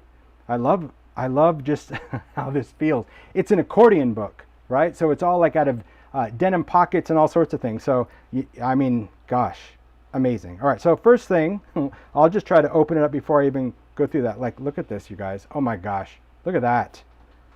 Look at these. Oh my word. Oh, see, stuff is already coming out. Pockets come. Stacey's nervous. I'm nervous. Holy moly. Okay, we're going to take this page right here. But this is like one long accordion book, all done out of repurposed denim pockets. Oh my gosh. Okay, let me put that back in. Yeah, my concern is that I'm going to take something out and I'm not going to know where it goes in there. So, okay. Link for makers. Again, follow the maker link that Mario posted in the chat. Go to timholtz.com, click the maker page, look up Paula, and also there'll be links to all the makers following the live as well. So here you can see, just starting with this page, I love the ability to take fabric and add different layers. So not only are you layering fabric where Stacy just went in and sewed, but you, again, there's that little postage stamp done out of paper. So mixing textiles, papers, and fabrics, very, very cool. There you go. Ruby said thanks, Mario. So here you can take, look at this. Okay, is this, oh, I'm going to take this out. I think it comes out. There's, look at that little bow stitched in and just these little inclusions that come out. So a lot of these I know are Stacy's backgrounds that you've seen where people say, what do you do with backgrounds? What do you do with tags? What do you do? You cut them up now. Now you cut them and make things. So this could have just been a stamped background or a card front, and now you cut it down into something else. But look at the detail of not only cutting out the envelope, but then sewing around it. Oh my gosh. Oh my gosh, look at that. Come on. Come on, look at that. There's that special delivery. So this is a die that actually cuts out that word in Postale. And then just, see, I like that I can just tie that in because I do get nervous when I have to untie a bow because I'm not good at tying stuff back in. All right? No, but look, all, you give me back is untied. it is. Great little inclusions. Again, this allows you to take ephemera, paper, fabric, and just go in and add these little tucks. I love seeing the ribbon. I love seeing this. For those that are fans of ideology, this is mummy cloth. This comes out every Halloween. It's just very cool. It's like a roll of gauze strip, right? Remember, I was going to call it Oh My Gauze because it's that cool. But it only comes out at Halloween. But see, using it just to sew on vintage makes, yeah, I wish it was a year-round thing, but it isn't. It's very cool. Look at this. There's a tag in the background. So this paper, if I turn it this way, you can identify it. That's just a tag. How cool to sew a tag in and that becomes a foundation for a page, right? Then we've got, oh, did these just dump out? I think they did. Okay, now we've got this page. The pointy finger, yay for the pointy finger. Love the little details of the button, and look at this envelope, right? Can you hear it? Hold on. Yeah, you can hear it. It's that little crackly bit. The other great thing about having these dies is that you can cut things out of, I showed you like paper bag, glassine, wax paper, all sorts of different tactile things that you can include in your junk journals. And I love this stained envelope. There's a registered, and then you've got all these little bits, just these cool little cards. See, that's why we want numbers. Why? Because we can, right? Take this, cut it out of paper. You have labels that you can layer it over the top. I love the fact of just using a tiny attacher and stapling it to some embossed paper. I mean, how brilliant is that, right? You've got scraps of embossed paper, you cut this out, tiny attacher, and now you see that texture through those cutouts. Oh my gosh. All these little junks, these little junk bits. There's that little tab, there's a little stamp. So you're gonna see in these makes, stamps, rub-ons, everything. It is, it's, Jamie's like, best line of the day. But it's true. I think sometimes we have to try to justify creative ideas, and we do it because we can. That's the beauty. Look at this. This is brilliant. Little slide frame, a little bit of, that looks like mica to me, but it could be acetate as well, but I think Stacy uses mica. Look at how that's stitched in there, but inside it's just a little pocket that holds all the little stamps, right? So if you're doing inclusions, now you've got all these little stamps that you can take out and glue onto something. What a very clever container for little postage stamps. Again, I love this little pull out, the other half of that tag that she used in the background. Same thing here. Again, just little pieces. And I like also just using kind of vintage elements. It could be backdrops, it could be paper, even if you were doing a travel journal, and even if denim wasn't your jam. This is what I was saying at the beginning. Take the idea for what it is, right? Not necessarily the detail. I personally love the denim because it's very grungy, it's very cool. But just the idea of saying, wow, this is a cool way to do a travel journal, right? Creating a lot of pockets, leaving things, giving me little blank note cards that you could fill in on a trip or give to someone that's going on a trip. It's very interactive, I think, is what I love. I really love all these little, look at that, because this is my fabric. So I love how I keep saying my fabric, but it's true. It's cool to see the designs that I've done on paper and ephemera just done on fabric. It adds a whole different element. Another great, look at that. I love the specimen bug set. That's a stamp set on these envelopes. Jeez, so cool. And just, again, all the interacting little flaps and files. Look at this, right? Taking that tag and just making that little inside pocket using those little file foldovers. Brilliant, brilliant make. Ooh, flashy. Love it. Beautiful, beautiful make, Stacy. So as you can imagine, is what I was saying from a maker perspective, there's so many components to what they made that they can share everything from construction to inking to pockets to all sorts of different things that they can do and share on social, which I'm sure they will. That's beautiful. Beautiful. Today. Oh my gosh. So not These gonna lie. people, they're going. Remember when I gave you this? I go, Right. I think this is for Uncharted. Yeah, he did. He thought that was for Uncharted as a make, and I'm like, nope. Although the color's right on. So was. yeah, It was like double. it was cool. So this make, Vicky created this make. Her inspiration was really about like making time. So she kind of constructed this like almost like a little time card pocket. But what it is, the foundation of this piece is really an etc. tag. Stampers Anonymous. You can recognize that foundation of a tag. She's got it upside down. And then she created kind of almost this little time file system. Very industrial. You can see how cool that finish is on that new Industrious folder, right? Here she is, one of the dies that we launched earlier this year, that cool plaid. I love the file, the number, the font, making these plates, but there we go. We'll get the light to hit it. Look at how that embossing glaze on it just gives this surface literally like it's forged out of metal. I mean, isn't that cool? I told you guys, it's like what you can do with these dies, boom. So she created these pockets. I've not even opened them, so I'm not sure I'm supposed to, but I'm going to because I have to see what's in them. But I can see folders, I can see envelopes, I can see coin pockets. So yeah, if Vicky's watching, she better just chime in and say, tell him not to, but I'm going to. Oh, look at that. Time department. Okay. Wow. First of all, color and texture and font. Did I mention how much I love the Theories font? I think I might have heard you say Because look at that. Well, besides, let's just look at that. That right there, that's perfect. But I love how you can mix and match how this is. Okay, look at these. Wow, wow, wow. So alcohol ink lift backgrounds using hardware heads. There's a little arrow from Postale, the ideology tags. There's the number cutout from Specimen. There's a little envelope inside. And look at what's inside. It's like cutting out your own little glassine envelope. But look at this, a frame, like a metal frame, right? Because you can cut this out of metallic cardstock, or you can even do foil on cardstock.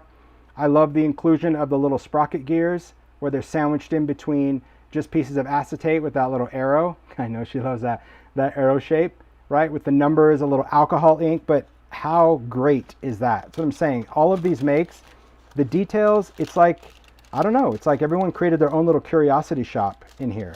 And that to me is what I am going to find so amazing, because we're on like make 3, right? And each folder, I mean, really taking all of those pieces, whether they're ideology flashcards, mini clips, machine heads, tiny clips, snippet labels, there's so many things that, that I can identify, but that you can use, right? All done with just a file folder as your foundation, right? So file folder and slide framing, you can create such cool things. And then we've got the envelopes, right? That's what I was talking about right there. The ability to cut out a window from, because if you're just buying your coin pockets, it's a bit of a challenge to cut out a window. I'm not saying impossible, but a bit more of a challenge. The fact that you can make this and cut that out of mica, create your own little collage inside. It doesn't even have to open. You know, you can make it look like it opens, but this being in something just as, I mean, to me, that's just a cool piece to display, right? Put it on a little stand. It just has such a great, I don't know, very cool aesthetic to it. All right. Yeah. Will I put it back in? I'll try to. Well, look, I did pretty good. Usually I don't. Usually I'll just pile it up and Mario will do that. because I don't want to ruin it and I get too rushed. Okay, take a look at this. I just want to show you the detail of that. I love just seeing the construction of that, especially with that folder, right? When I was talking about how cool the Industrious folder is. Just the look of that, very cool. Stampers Anonymous stamp. This is one of the older sets. I love that library stamp. Oh, in here we've got some things. Ooh. Oh, look at that. Look at these test tubes, right? It's got some clock hands inside. Look at those little numbers and those little tags. Remember, these are the little tags from Collector. Those are little numbers. So this is what's nice about all of those tiny little tags. So amazing to add just some little bits of interest. And I see these being used on so many things, right? We talked about the assembly snowman at Christmas. So, you might want to go in and do the little 2 and the 5 because even the individual numbers will fit on these little tags, right? Love it. Here we go. There's another envelope. We've got the gears inside, another little archive, and then another folder. I think it's so fun. Oh, there we go. Pointy finger. Love that tag too. Assembly Department Reject. But great ideas for using your elements to tell a story. And in this case, it really was about making time to make. And she, Vicki emailed me and said she had a blast making it, because when you immerse yourself into the ability or the potential of creating all of these pieces, that to me is the best part of making, where you just, I don't know, you kind of zone out, really. You just go in and say, yeah, I'm just going to start building. And if you build the pieces first, and then you could either construct something to house them in, right? Or you can just find something to put it in, right? It could be an old box or an old crate, but I love how these things just kind of haphazardly stick out. So epic make, Vicki. So cool. And a completely different theme, right? A totally different look from, what Paula's done, what Stacy's done. You can just change the way you envision the ideas. And you'll see, the ideas can really be so many different possibilities. This little specimen box, Zoe created this, and Zoe, I love this. I just want to show you it before I tip it because I probably will ruin it. But this started out as a vignette box, and I'm going to show you all the details that Zoe did on the side. But if you look inside, right, you can see these little dividers. These little dividers she created using the etc. trims, right? Those are also from Stampers Anonymous. So they're like a very thick board that you can it's made out of paper, so she cut them, but she created kind of her own divided box, if you will. Just taking a regular vignette box, but then creating all sorts of little compartments for things. It's very cool. But I need to tip it so you can see it, but these things will fall over. But then I'll show you and remove them. So Zoe, this is so cool. All right, here we go. So there you can see the box. It says Specimen. I'll try to hold these as well. There we go. Number 5. So we've got the Industrious. And what's cool about that folder, again, you're going to see those little rivets that go around the side. You can reconstruct that pattern. That's what's really fun. So it really looks like it's been machined. There's a specimen word in that label holder. There's the font, right? So even just using the number, the NO and the numbers, really cool. And then all the way around, oh my gosh, I just don't want to trash this. There we go. You can see just that wonderful industrial finish of this box, because this box started out as just wood, and you'll see it's also on the inside. Then we've got just little ideology bits, but ideology bits that use these dies, right? So here you can take the ideology cork vials. There's some mica flakes, just looks like iron ore, but you can just color the mica flakes with black alcohol ink. There's the label, right? So debossing that brown ink, just giving that little tattered edge, using a remnant rub. So that's a remnant rub. You could also do a stamp if you wanted to, add some string, but it just creates this found element just using that. So even if you like to do little bottles, let's just say, having that label die set now allow you to go in and just create your own labels and in different colors. So you don't have to stick to like a sticker that we've done that's in red or black or pink. You can customize it however you want. You can also add little details. So this is a little cork dome with the toadstools from Ideology, right? Look at those little toadstools. But you see that? Little specimen. So that's just taking the die that normally would leave you the negative space, but using those individual letters and having serious patience and sticking those down. But I love that they're done out of metallic because they look like just little metal letters. Say that 3 times fast. Very cool on that vial. But see, this is about taking dies and using them for smaller assemblage things. That's what it's all about. All right. Then we've got this little piece, this is just awesome. It's a monocle with that little chain clasp and this little insect. These are all from Ideology, right? What a great piece. So you can kind of look and, yeah, I use it to identify what's in the box. That's what I would do. Love that. And then we've got a little test tube, right? There's that little bones. Love having those little jewelry tags now. And there is a bone from Halloween, but fun, right? A great way to kind of create this little specimen drawer. I love the details. So these, I'll start with these. This is what is so fun about slide frames. To me, slide frames just become such a functional piece. Just this die itself, because it can be used, well, to house snippets, right? Very cool sciencey things, which I love. You know, everything from little labels to stamped labels to using ephemera, any of your stamps and inks, and really the finish of these. I mean, look at that. There's so much detail. So not only did Zoe just cut them out, but then she also layered each piece, stamped each piece. So you can really take it to you know, DEFCON Zoe and just go in and really add so many different inked and stamped layers to a slide frame. But we also saw the slide frame being used like as a window, how Paula used it, right? Or as a pocket with inclusions, right? Like Stacy did, or something that could actually suspend embellishments like Vicky did. So many cool ways to just use a single die. And that's what I'm hoping you're kind of taking away from this live. It's tons of inspiration, but it's about those little nuggets, those little ideas that you can take with it. So creating just a little stack of postage, right? Whether you're cutting out a bunch of little envelopes. I love this. I recognize this as retired design tape, right? This is design tape from Ideology. We did this really cool skinny little postage. What a great use for that tape. Zoe, love it. There's a little stamps on there, right? Stamp and cut. I love seeing that under, can you guys see that? It's like under plastic. So cool to take this, because that registered number, that's the die that's in Postale, but that also works with snippets. I love seeing that arrow cut out, because the arrow is going to cut out that negative space, and then you can inlay the negative space by cutting it a second time out of another cardstock, meaning this is cut out of the craft, and then you can embed another color, and you can also layer. But just taking those little envelopes and again making them, stamping them, making a little note card set, tying it together. And if this was a gift, I mean, imagine just theming this. This could be themed to an adventure, to a specific occasion, right? To a time in someone's life. And all of these pieces could be like, okay, here's some little note cards that you can write yourself, or, you know, here's some little mementos that you can find some found objects and just tuck them into these slide frames. And just, to me, it's like a cool adventure box, I think. Then you've got great little file cards, right? Because the file cards, they can be used however you want. They could stand up, they can go on the side. I love the fact that these tabs allow so much potential for just creating great little inclusions that you can move around. I love this. These are remnant rubs that just kind of scuffed off. Again, stamp, ink. So a lot of detail on every piece. That's what I was saying about the makers. They really took just a foundational piece.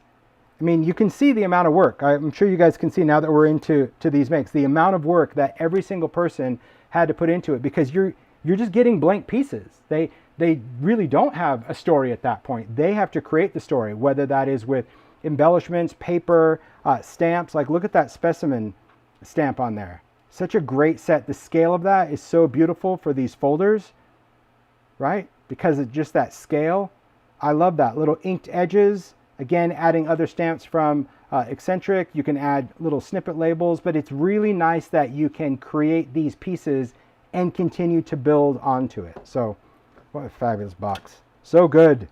But, you know, because I already see, really, and I hope, but I already see in my head that these kind of makes would be great for seasonal makes. People that love to make for the holidays, right? You can make a cool, creepy, you know, laboratory kind of inspirational make for Halloween, or you can do something super festive, right? Where you're going to send somebody like a little box of merriment where they have little cards, little gift tags. It's almost like a little do-it-yourself Christmas kit that as a maker you gift to someone, that they will have all the little cards that they could send to people, or the little gift tags they can add. And then you could have a little bottle brush tree. I mean, the idea can be just totally spun many different ways. That's what I love. All right. This make, I can't wait to open it. Okay, because this is from Natifa. Now, Tifa, if you follow her, she does just incredible envelope art, right? Just does big envelopes and does all sorts of things. And so when I got this, Mario brought this in, I'm like, where's the rest? And he's like, this is the make. Now, I did get an email from her kind of explaining what's in it, and so I cannot wait to open it up because this thing, and she described it perfect. Her make was to inspire you that you can take a lot of little details and pack them into one of these pieces, right? So first we're just going to start with the fact that this envelope is done using the folder, right? And the folder to me is just used so brilliantly because of the finish on there. And I love these debossed numbers as well. It's just kind of smashed in there, that paper, and you get such great texture and great color on this. So the envelope itself just feels like it's constructed out of like pressed metal, okay? Then we've got just a great label, the little registered. So this is from Postale. That's that same little frame that Zoe did. You've got numbers in there, okay? But now I can't wait to see what's inside. So she's got that little tie thing, which I love. And at the end of it, it's a little message that says, for you. How cute is that? So her idea behind this was really constructing something that you would gift to someone, where you could pack so much thought and personality into something so small, which I think is amazing. Oh my gosh. Yep. So she said, I constructed a book out of 2 mini envelopes. And I was like, that's why I was like, well, where's the book? This is the book. And these are the envelopes. So oh my gosh. All right. We're going to open this up. There's that little label. So these are the vintage labels. There's that small little oval, the little debossed color. I love seeing that. Look at that damask texture. Oh my gosh. All right. There it is. Right. So these are 2 of the mini Postale envelopes, that envelope, but the flap, now it makes so much more sense, Tifa. I should have, well, I didn't want to open it. I said, tomorrow I'm not going to spoil it, but it was like decoding what the words were. They're 2 envelopes, but the top of the envelope is tucked into each other, so it interlocks them, and then it's just secured with a piece of tape to create a folio of sorts, right?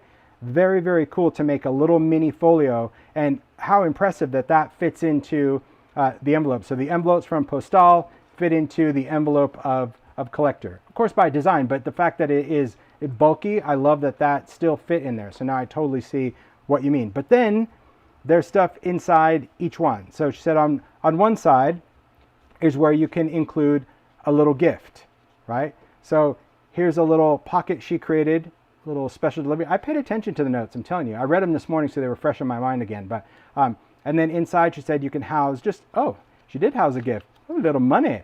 So you can put a money gift, you could build something and create, I love a money gift, but this is her money back. But I love the idea of adding a little gift. You could put in, a little token, you could put in photos, but that's your little special pocket side. Look at that, Mario, cash in a make.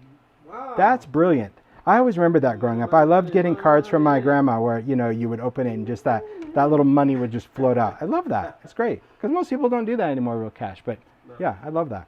All right. Then this is going to be a book. Oh my gosh. All right. Take a look at this. Yep. Look at that mini book. So this is done using the vintage label die on pattern paper. So how cool is that to have that pattern backdrop and then stamping in that bold color, right? Because it totally frames the work. All of these are just done using the label, and then they're just connected with design tape to create this mini book. And now I get it. It's a total birthday. That is brilliant. So here we have that prize ribbon, right? So people are like, what would I do with the prize ribbon? Well, best day ever. Like, that's what it is. It's a great award. There's a little stamp, right? Little dies. So stamp collector, I love how those circles fit on top of that. Then when we open it, hello, there's a little star. Also these stars, that's the die that's in collector because, well, I love stars. They're fun to tuck in. You can see the numbers. It's your day. So it could be a specific date. It could be, there's just so much, I think, personal elements that you can include with every single part of this die collection, right? These are ideology snippets. There's the mini paper dolls. Hello, it's your day. Eat cake, make a wish, right? So charming. There's a little today. That's a little flashcard from Ideology. Label stickers from Ideology. Look at that little arrow. That's the negative cutout from Postale. And then we've got another tag back here, more stamps, and then celebrate with the stars. Like, how, do you see what I mean? Like, who wouldn't want this little personalized booklet done with all sorts of great ephemera inside a little folio made with just tiny little envelopes, right? Look at that. There's a little date on there too, right? Tied with string. That all fits into this. Do you see what I mean? Like, it's like, you see that little envelope, but then you open it and it's like, look at all the construction that went into the idea of a little accordion book out of labels that go into a folio made of 2 envelopes that are going to tie up that ultimately go into a coin pocket. And then you sing, Seriously, come on. the come teapot." on. I know, it's brilliant. I mean, I think I don't know, it gave me goosies because it's I like, believe you're speechless. it's just, well, because like when I read it, I'm like, I don't even understand how all of these ideas are inside this thing. And then when you see it, it's like, man, just every idea is brilliant. I think every idea that a maker does, everyone did exactly what they wanted to do. And one idea is just more unique than the next. So this next make, this is from Emma. And Emma created, like, you know, she said she was inspired by Bond movies and the Kingsman, just kind of like a gentleman's diary or a library. This is done out of etc. tags, right? That she covered in the 3D leather, right? Or you could use cracked leather cardstock, either one, but just makes it look like it's all done in leather, just constructed. And I think the construction of this is really brilliant using hitch fasteners, right? But inside it's all these great little components, right? So the box itself, and again, that's what I was saying, it could be any kind of vessel or vehicle that you want, right? It could be anything, but it's what you put in it that becomes absolutely amazing. Look at all these different things that go into the box. So there again, if you don't want to construct things, don't think that you have to, right? You can just create a lot of different ideas or components and then put it into something, and all of these dies are designed to be cohesive, really, whether it's a collector, whether it's the folder, right, or whether it's the mini envelope. That's the whole idea. But when you look at it, all these little reveals, if you will, right, especially when it's in the box, all these little tabs just give different reveals, different interests that you can pull things out, or you can do what I did and just take the whole thing out, because I just want to go through it. But I love, again, seeing the cards and how so many makers included the numbers and the tabs and stuff from ideology, from also the different papers. I love seeing found relatives. See, great size for a lot of these cards. There's our photo booth. See, I like him too. She tinted him, right? Little stitch edges around all of those pieces. So these pieces could be glued down, they could be sewn. You can get as detailed as you want. Oh, check this out. It's cool. This is the guy from the park. Great die cut. I love how he's just kind of in there. Now I totally get the Kingsman reference, right? Really cool with the parasol there. I love all these little details of people using so many different unique aspects to the collection, right? Whether it's the tab of the envelope that's right here, right? Or any of the die cuts, or cutting these out of different metallic cardstocks that give a whole different level of detail. There's the star, the label. I mean, you can really create so many cool elements with this. Oh, look at that. Right? So I love the illusion here. Here you can see when you cut out 2 of the same letter and kind of offset that. Take a look at that, right? You get such a cool drop shadow in there. That font, whew, London Calling. Amazing, right? So, so good. All right, here again, folders, stamped, die cut, open it, boom. Look at that. I love this. This is abandoned, that great background paper. See, look how she took the other part of that bullseye and just, wow. Detail, right? Detail and ideas. That's just what it's all about, that you can take a foundation piece and create an entire story, right? And then here's just kind of the whole family journal. Again, using that, look, there's that, I love that texture. So good.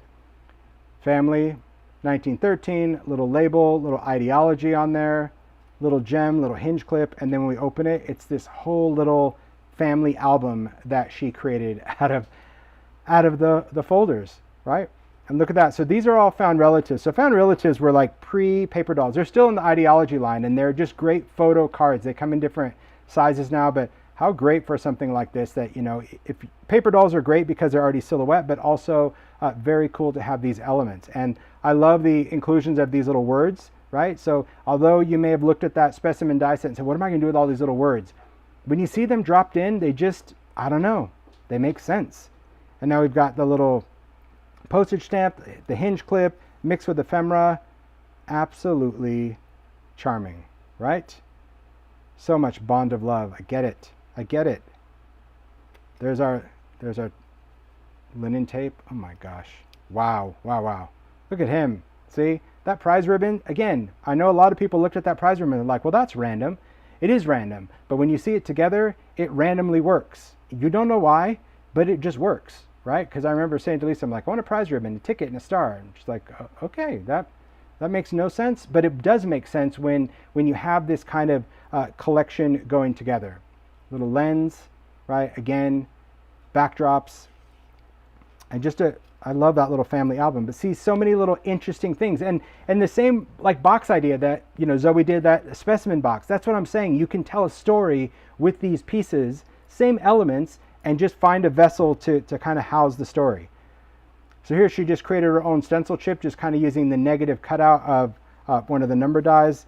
Again, using stamps, all these great little, I love the special delivery. Can't believe how many stamps and dies were mixed and matched. I mean, I'm so pleasantly surprised with everyone and how all the makers really used so many different things. Well, I mean, they really kind of had to, otherwise it'd be a bunch of blank pages. But very cool to use the label.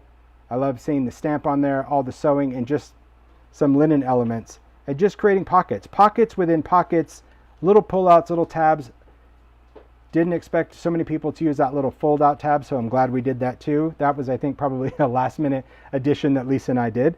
Then we've got labels, more rubs, this little collection envelope, and just a great pull out card with, of course, the pointy finger and the vintage label. So a very cool make, Emma. Just a cool, love the initials back there. Just isn't that cool? Brilliant storytelling with chapter 3. That's what it is. Take all these little pieces. Wow, so cool. And yeah, you can see why all the details are just going to be like unimaginable, if you will, right? Unimaginable as far as like how we need to see and to share it. All right. So this next little book, Marlise created this one. Okay, so this is kind of like a book box, if you will, but this is done, she constructed it using the collector envelope, right? The coin envelope, but kind of much like Natifa, where you kind of merge two things together to create something. So she just took that envelope and just secured the tabs together to make a box out of it. So it's like two of those envelopes, but you open the flaps and then you ultimately create a box. I'm sure you have to create a bottom with it. Then these are just ideology tags cut in half that she stitched to tie it all together. Isn't that great? What a great little vessel. And then you can, of course, see that numbered 3D folder on the outside. And then in it is sure going to be a book, I hope. I think I can pull this out. Oh gosh. Oh yeah, I can. Okay. Well, I wasn't sure. I'm like, I hope I'm not. Okay, there we go. I got it. Whew. Let me break a sweat for a minute. Okay. Here we've got a book. Looks like constructed with, yep, 3D folder all the way around. Looks like it's got like a long tag cut, but this looks like one piece. Let's untie that. Whew. I love all the threads, right? So fun, all the sewing. Marlise does a lot of that. She does all the sewing and then just leaves. Yeah, it's just really, really cool. All right. Oh, man. Oh, look at that, right? So here we've got a whole nother type of book structure using a strip of paper, right? Cut in with a tag end. I love the embossing. I love the inside too. I mean, the outside is cool with the color, but I love just that inked inside. Right, seeing the negative. Tifa did the same thing. I love the negative side of that. But let's take a look. Look at all those little details. Look at all those little numbers, right? Little mini paper dolls. So glad we have those now. So glad we came out with them this year because they really fit a lot of these great little pieces, right? The slide frame where he's just sitting in that window, right? We've got the star, the little tickets, and then just look at all these. Just look at all these pages. So we'll go through these pages together. I love this file tab. Oh, I love the reveal. Right? See? Look at that, where you just take all those little scraps. There's that label die. There's the theories font. We've got the little arrow, a lot of ephemera stapled on. But then look, that's just the hinge. That little torn piece of paper is the hinge. And then we've got that little file tab there. vintage label die for the page, a little stamp. That's cool. And then see, it's all about the reveals. So those windows, when I was talking about those window dies, especially if you do a lot of junk journaling, it's all about the reveal. It's just leaving that negative space. Most people think, wow, if I cut a hole, I got to put something in it. Well, not if you're going to create a book, because you did put something in it on the next page. That's the reveal. And then you've got that great pointy finger, right? All these little numbers. I love how Marley's tucked these in. The little arrows that we do in Postale, that's why we had a lot of those, right? Stamped elements, stamped details, using some of the papers to create little pockets. There we are. Whoa, so many people use a prize ribbon. You guys made me happy. That's cool. I love seeing the theories used in so many different ways, from numbers to words. Then we've got this great little envelope. Oh, I get it. Okay, check this out. So here's an envelope. See, it made me, I'm glad I didn't, but it made me like want to open it, which obviously that's that cool kind of rolled edge. But this is really a side pocket. Ha ha. Look at that. So taking an envelope, kind of having it glued, like you would get mail, because some people open their mail that way, right? Just kind of rip off the side of that envelope and just take that out. That is really a clever way to also incorporate an envelope as a pocket. Make the envelope, seal it up, and then just use that as a side pocket. And the tag in there is just one of the vintage labels. Again, using the color, pattern paper, brilliant, right? Brilliant, brilliant inclusion. Yeah, you never know. It is tricky fun. It's like, it's just cool. See, like this one I would open. See? Yeah, it should try to trick me. Well, I'm glad I saw that one first, because I would have just assumed the other one did and probably ripped it open. I love these. I love the mini paper dolls. Again, just all these little words. See, they're just fun. I've always wanted to do little die cut words, and I understand that if we did a font that small, I mean, we've done the label font, we've also done tiny type. They're kind of a pain to get a nice word, so having all those little words as one die to be able to cut it out is nice. I love the little label. There we go. Now we have an envelope. Oh my gosh, I love that little tag with the arrow and the fastener. See, interaction. It's no surprise to anyone watching, right? If it shakes or moves or shakety bits or wobbles, I'm your guy. Okay, love that. So good. Look at these details. There's our window. So this page is going to open this way. Wow. Okay, so we've got the envelope attached to a page. I see that now. And then just a card with another cutout. Again, that reveal, that window. But look at that cool collage that's in there. Just done with all those different stacked label shapes, right? That come with all the different dies, because you've got so many different squares and rectangles and shapes. This is where it just all comes together, right? And if you have, like, this is a vintage glassine envelope. If you have glassine, use those things for inclusions, but embellish them, right? Add a label, add a stamp, do some, because this has the little stamps inside. Can you guys see that? Because like usually postage stamps from a stamp collector comes in glassine. I love that little bit of tape. And then you have a pocket to tuck those in. So it's just all about those details. And then just a totally different kind of page, taking a mini tag, again, using the label, the stamps. I mean, look at all the detail and all the stitching. Let's not overlook that. That's a ton of stitching that's on there, but I love just the messiness of just taking it out and letting it roll. Inside here, all those stamped tickets, because you have that ticket die in Collector that you could stamp and just add some different tickets in there. Again, all those ideas, it's all about layering those pieces. So even if you're going to cut out a window from a page, right? Can you guys identify that striped paper right there? That's the leftover from that cut. So take those leftovers, use that cut, embellish that cut. So all of these little openings, if you will, those reveals, are still going to become a foundational piece on another page, right? All those layers, the stamps, the rubs, our pointy finger, of course, for the win. Those arrows, yeah, I agree, Marlise. This is perfection. Very cool, right? This is from a remnant rub, but we also did a stamp. It's the same as eccentric. So the eccentric is an ideology rub-on set and also a stamp set that I just did with Stampers Anonymous. So it is nice that you can take a lot of the same images and either do the rub-ons or do stamping.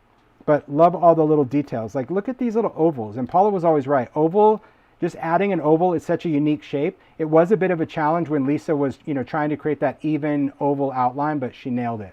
So it debosses really great with those colors. I love all the little stamps. I mean, you see what I mean? So many details. Details that I probably can't even call out, right? baggage. I love that little label. That's the die. That's the die. Again, you kind of end with that specimen frame with the same numbers that we started with on this side, right?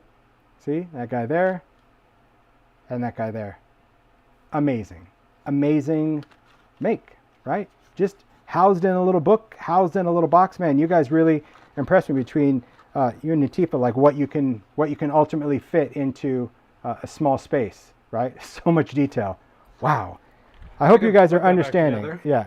I hope you guys are understanding really the potential of the chapters. That's what it's about. Okay, what can I'll take some of this out of the way. No, I'm good. Here's what we got. All right. Here we go. I'll put that here and here. All right. We're like halfway through. We're going to brighten things up a bit, right? Because you give dies to Sharon, Sharon's going to do Sharon. That's it. She's going to say, okay, I've got this. Let me throw a rainbow your way and see what you make of it. And I love that. I think that's what's really fun, right? I think it's very cool to really identify your style using these dies in chapter 3 because again, foundational. It's a shape that you can embellish. So Sharon's concept behind this is the vignette file drawer. Like the file box is so functional with so many different things. You can even use it just as a vignette. It already comes with the metal hardware, but I love the divided areas. Now we started with Paula's and Paula's had that kind of vintage vibe, but you can see Sharon's is very colorful. Now the idea behind it, because she emailed me and just explained the idea, it's got the whole theme, happy notes. So when you look at Theory and you think, oh, that's such an industrial font. Well, when you see it that way, to me, it's just as modern and whimsical as it is industrial, right? It's all about perspective, how you see it. That to me is what it's all about, how you see things. But this was about creating a make of different types of blank cards that you would gift to someone that they would then have cards to send to people, right? So you're doing all the inking, you're doing the cutting, you're doing all that, but you're sending them blank cards that they can just take and they have a card that they could write a message on and send to friends. Because I know sometimes in our maker world, we forget that not everyone's a maker, right? So a lot of times when you're making them something, you're making them like a finished birthday card or a finished gift, and you don't really appreciate the power of the make, that you can make them something that is incomplete that they get to actually finish with their own personalized message or writing. So the idea with Happy Notes, it's done in rainbow order. I read your note, Sharon. So each one is going to contain, so this is done with theories and collector, most of it, right? There's a couple of things like the little file tab that's from Specimen, but the general idea is taking those little envelopes, right? So Postale's got a smaller envelope, Collector's a little bit bigger, and then this could be a mailing envelope where you just put the label and you mail it. But inside, you've got that little card. Now, this could be something that maybe they don't even mail. Maybe this is for them, that maybe they do a little junk journal, or they want to do, some sort of an inspirational journal for themselves because they have great quotes. And these are all using the stamps from Noteworthy that we just launched with Stampers Anonymous. So I love the idea of the little cards that have just a great little message, right? So you've got believe in yourself. Then we've got the stacked hearts, love with all your heart. Yeah, you see it? So each one has its own little card and its own little envelope. Then we've got that brushstroke butterfly, make today amazing. And I love all that kind of like half inked watercolory edge that Sharon did. Little stamping, a little imagery, and then she stamped that Noteworthy in the blank space, that white space. Isn't that cool? So beautiful little cards. And as you go through, each one just has its own great little theme, right? So this is from Circle Play. I love that sun die because you can also put that with a dimensional dome. Shine Brightly. I love how she chose little sentiments and dies to work together. This is brilliant. And I love how they're all numbered, right? Let's not forget that because I love the number die. Oh, there's the Impresslet. Lucky as a state of mind. So clever, right? So clever to take your colors, your dies, and really, again, each thing is telling a story. Your own story. Gosh, it's so freaking cool. Be you, the world will adjust. Amen. This right here, like that's the card. And I love how she paired it with that die, right? That globe die. So, it's so brilliantly clever. And just the inking. So, creating this and having, I agree, it is rainbow magic, Rocks. It's just beautiful. Yeah, I love that. It's one of my favorite stamps. I love this Noteworthy set. And did I think that it would pair like this? No. but it's so cool. I agree, Tifa. She's like, love. So good. So here I love just the color of blues and the stars, and then own your dreams. Absolutely charming. Really, I like how each card is numbered. It's just like you want to get to the next one, and if you send this, it's like part of a series. I love seeing those modern, look at the modern floristry. I love those big flower dies. See, and it is about also mixing and matching dies, stamps, ink, all sorts of things. This is Collect Beautiful Moments. Isn't that beautiful? Someone asked about the globe die. I believe that's probably retired. I could be wrong, but I'm kind of guessing. Oh, hey, look at this. I love that. That was that happy hour die set I did with all the cocktails. Look at that little beer. Ah, the best is yet to come. Good pairing. I was like, I can't wait to read the noteworthy. See, Sharon, it's almost like I can't wait to see what sort of quote you put with each of these little icons. Very, very clever, right? The best is yet to come. It is like party time. All right. And we've got the birds, the silhouette birds, number 110, and focus on the good. So great.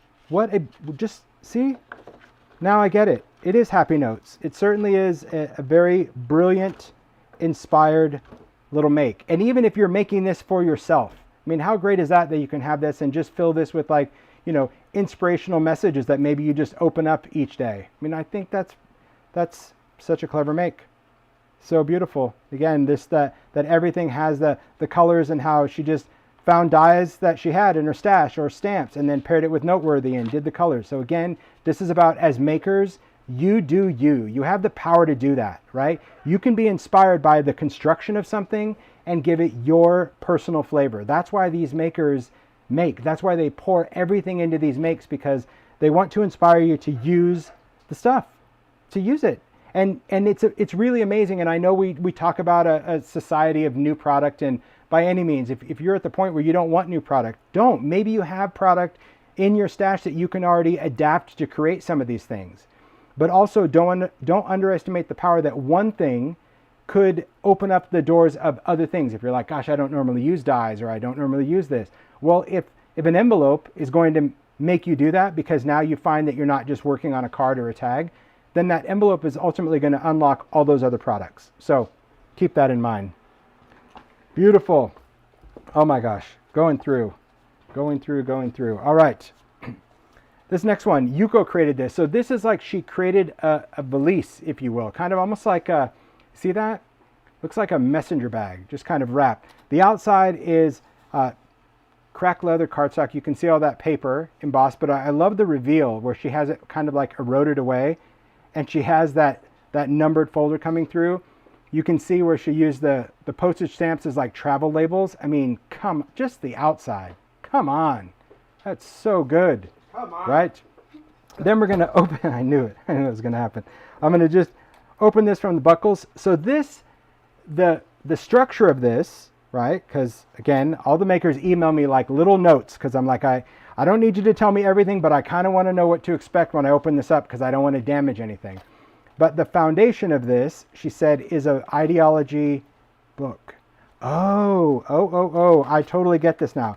So these were, okay, you guys see this book? So do you remember when we did like that, the whole ring binders, where we had the books, we had the page pockets, all of that? That's the foundation for this. So this is a great idea if you have any type of little ringed binder, or you can repurpose a book. How brilliant is that? Taking that and kind of reimagining a whole new story. All right, we're going to start here. Gosh, hope I don't ruin this. Okay. So here we've got, let's see, what is this? Oh, there we are. So we've got this little, oh, I love that. Look at that. Just like a little velvet, little ringed. Look at that.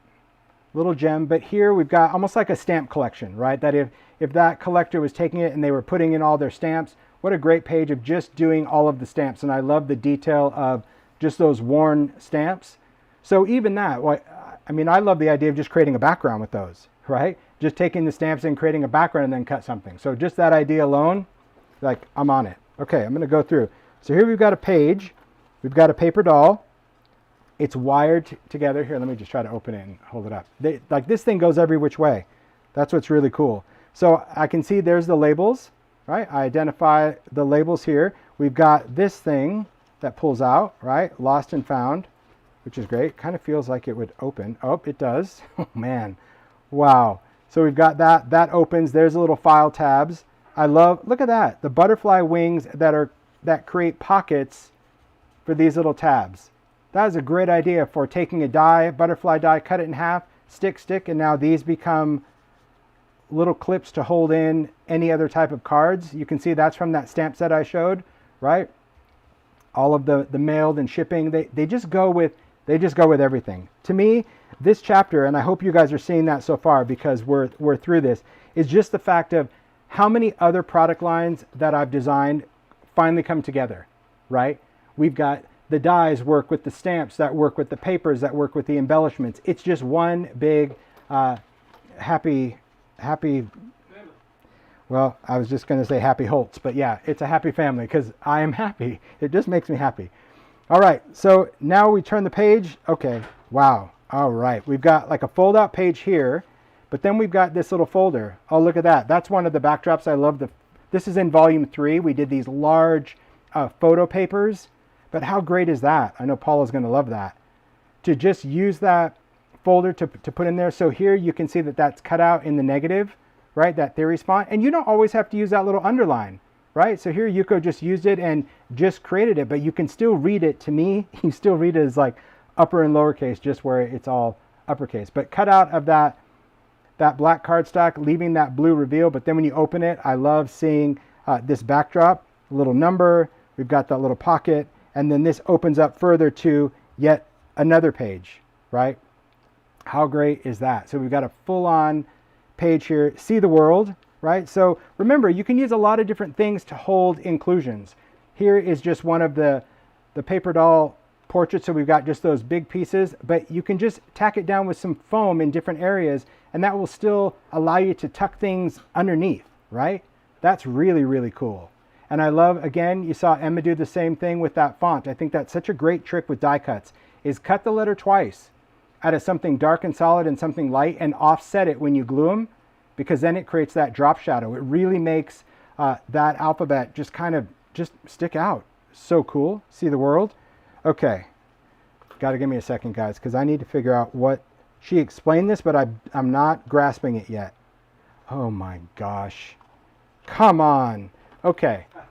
She was like, it's an accordion on the second page. And I was like, I'm on the second page, but maybe... Okay, I see it now. Are you guys ready? I'm ready. So this is the coin envelope from Collector, right? You see that on the front. But watch, I take this. Seriously? Come on. Yuko, that is freaking cool. Do you guys get it?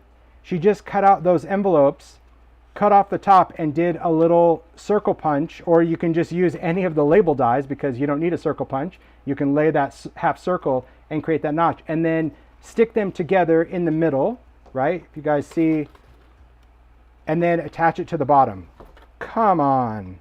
Look at that. And then each one of these has just a little card in there. Here's a little photo card. Seriously. This one with the arrow. And look at that. Photo booth. There's a little archive. There's your little dropout word. There's the arrow from Postale. So all those little shapes that seem random, embrace being random. Embrace that. Really utilize all of those little bits and pieces and elements. Oh, come on. Look at that. Look at that with the little registered. It's just, and I love the little label. I just love seeing how everyone's used these things in such unique ways. It makes my heart happy to see people get that, because I know it's a stretch, but if you just understand that it could be whatever you want it to be and sit down and start building, it's just amazing.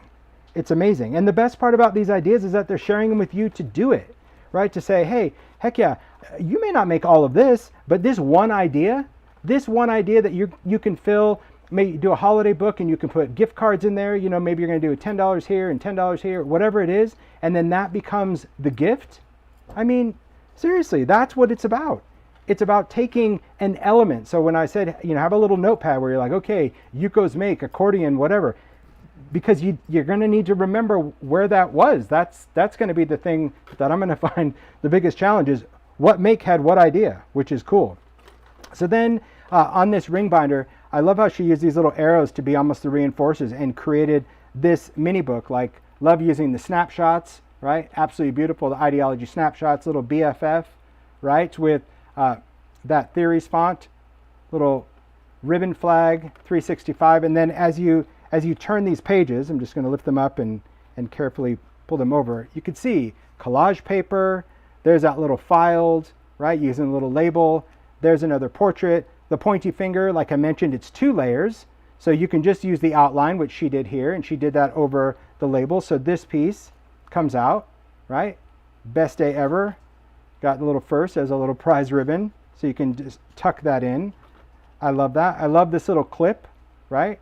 So here, let me just, okay, let me open this up and turn this. Okay, oh, this must come out. Oh, look at that. So she's got a little tag in there that says agent. Hold on, I got to put this back in. And this is going to go in between these pages, and it's got that little arrow, because that's one of the dies that is just suspended, and that just became that little reveal right there. Wow, very cool. All right, let me open this up. She's got like a little grungy paint on the ring, so I love that. Oh, look, there we go. Well, see? How do makers think the same, right? Sharon used this die, Yuko used this die. I haven't seen this die used in forever. I love seeing that globe and the tickets. Maybe they have secret Zooms and you're not invited. Maybe, I don't know. But this is the whole thing. It's like, you know, if that die's not available now, it's going to put people into a little bit of a frenzy. I get it. Oh, look, there's the labels. And look at the mini blueprint stamps. These are perfect for these. That's that large label frame. See all the different ink colors, and then stamp with the mini blueprint. Charming little cards that you could put into that little file pocket. See, I love the idea. Dies, stamps, papers, happy. And even having, you know, an old ideology book where you're like, what am I going to do with it? Well, it's this. Yep. So here we've got another little folder. I love that little circle, right? Creates a reveal where you can take that out. The little snapshots. There's the arrow. Look at that. Arizona to Texas. That's right, Yuko. That's the transit of the make. That's really cool. See, it's all about the details, and I do notice details, I have to say. Not all of them, but I do. Okay, so she did point this one out because I would have not noticed it. So now I see it. I didn't get it at first, but she's like, on the page, the collect page, you'll see the label. Okay, you guys have seen dies where it's kind of like a little, it's a slot where you can slot things in. So this, I'm gonna try to take these out because I don't know if she glued these in. Nope. Okay. Mario will love to put them back, I'm sure. Okay. All right. You guys see this? So this is a label die, right? From Specimen. And then these are the mini label dies that would normally go on the file folder. So she laid it. So she cut out this first, laid this one down, cut out a window, laid it down again, cut out a window, laid it down again, cut out. So you have to run it through 4 times, right? You get that. You're going to cut once, move it, cut again, cut again, cut again. Oh, come on. Okay. Then she took the positive letters from a negative cutout of collect. She used the stamps. Now these could be stamps or these could be whatever, or you can take this idea on a bigger scale, right? Just using different dies. But now she just created that little area where you can, by not gluing these little louvers, if you will, now you can just tuck in little elements. Look at that. Brilliant. So even if you were doing this on a bigger scale, you took a bigger label, you took a smaller window, and you stacked it. Now you can create kind of the whole slots for that. So cool, right? Unbelievable. All about the detail. I agree, the patience for that. But really the details just pay off because just that, you might be like, you know what? That's going to be a great idea for a card front. I'm going to do that, and I'm going to tuck in a bunch of wildflowers, and that's how the flowers are going to come out on the front of a card. So you could still take the idea and make it however you want it to be. Then the back, look at this. Beautiful. Coin pocket. There is that slide frame with the little star, right? I'm not sure if this is going to open, but I'm going to do it. Oh, look, it goes around the star instead. I don't know if there's anything in here, but if there's a string, I'm just going to see. Let me see. I've got pork chop fingers, so I don't want to. Oh, yeah. Oh, yeah, there's all sorts of. Oh, look at this. Oh, I'm happy I opened that. Look at that. It's like a little accordion ticket book, right? Just a little strip, folded in, but clever. A great little inclusion to put in there because that's the ticket die. So even though the die doesn't connect, you still glue it and it gives you the illusion that it's like a little strip of raffle tickets, right? Just using that. So what a great use for that ticket die that's in Collector to make that little book that goes into this little pocket that, oh, is there another one? Oh my gosh, there's another one. I can't get my fingers in here. There's another book in there, but I can't get my fingers in there and I'm not going to rip this. So you get the idea. Special delivery, that little label there, and then we open it up. Oh, here's another one.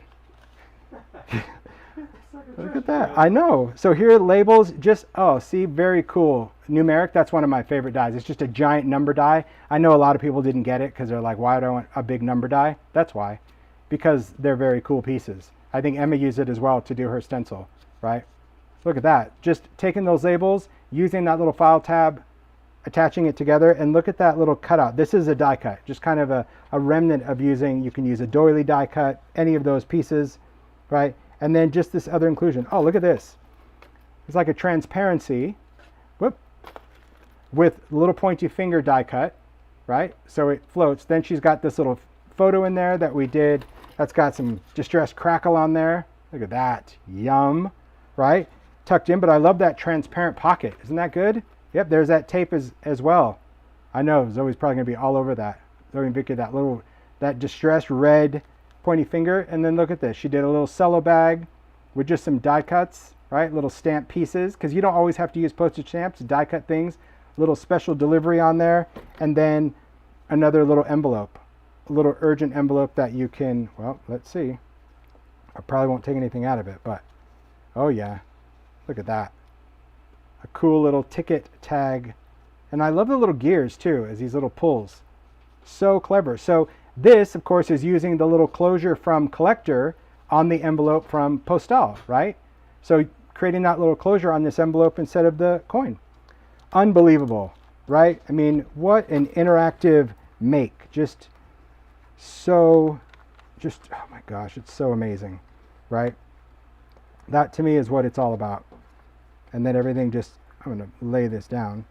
Everything just kind of closes up. Look at that. Beautiful. Yes, yes, okay. Yes. That is a beautiful make, Yuko. Woo! All right, moving on. Got 4 makes. You got this. But 4 detailed pack makes, so don't let it be 10 minutes. All right. So Tiffany created this specimen box. I love seeing, you know, ideas that just have so much different overlap, but in such a unique way. So here's a vignette box.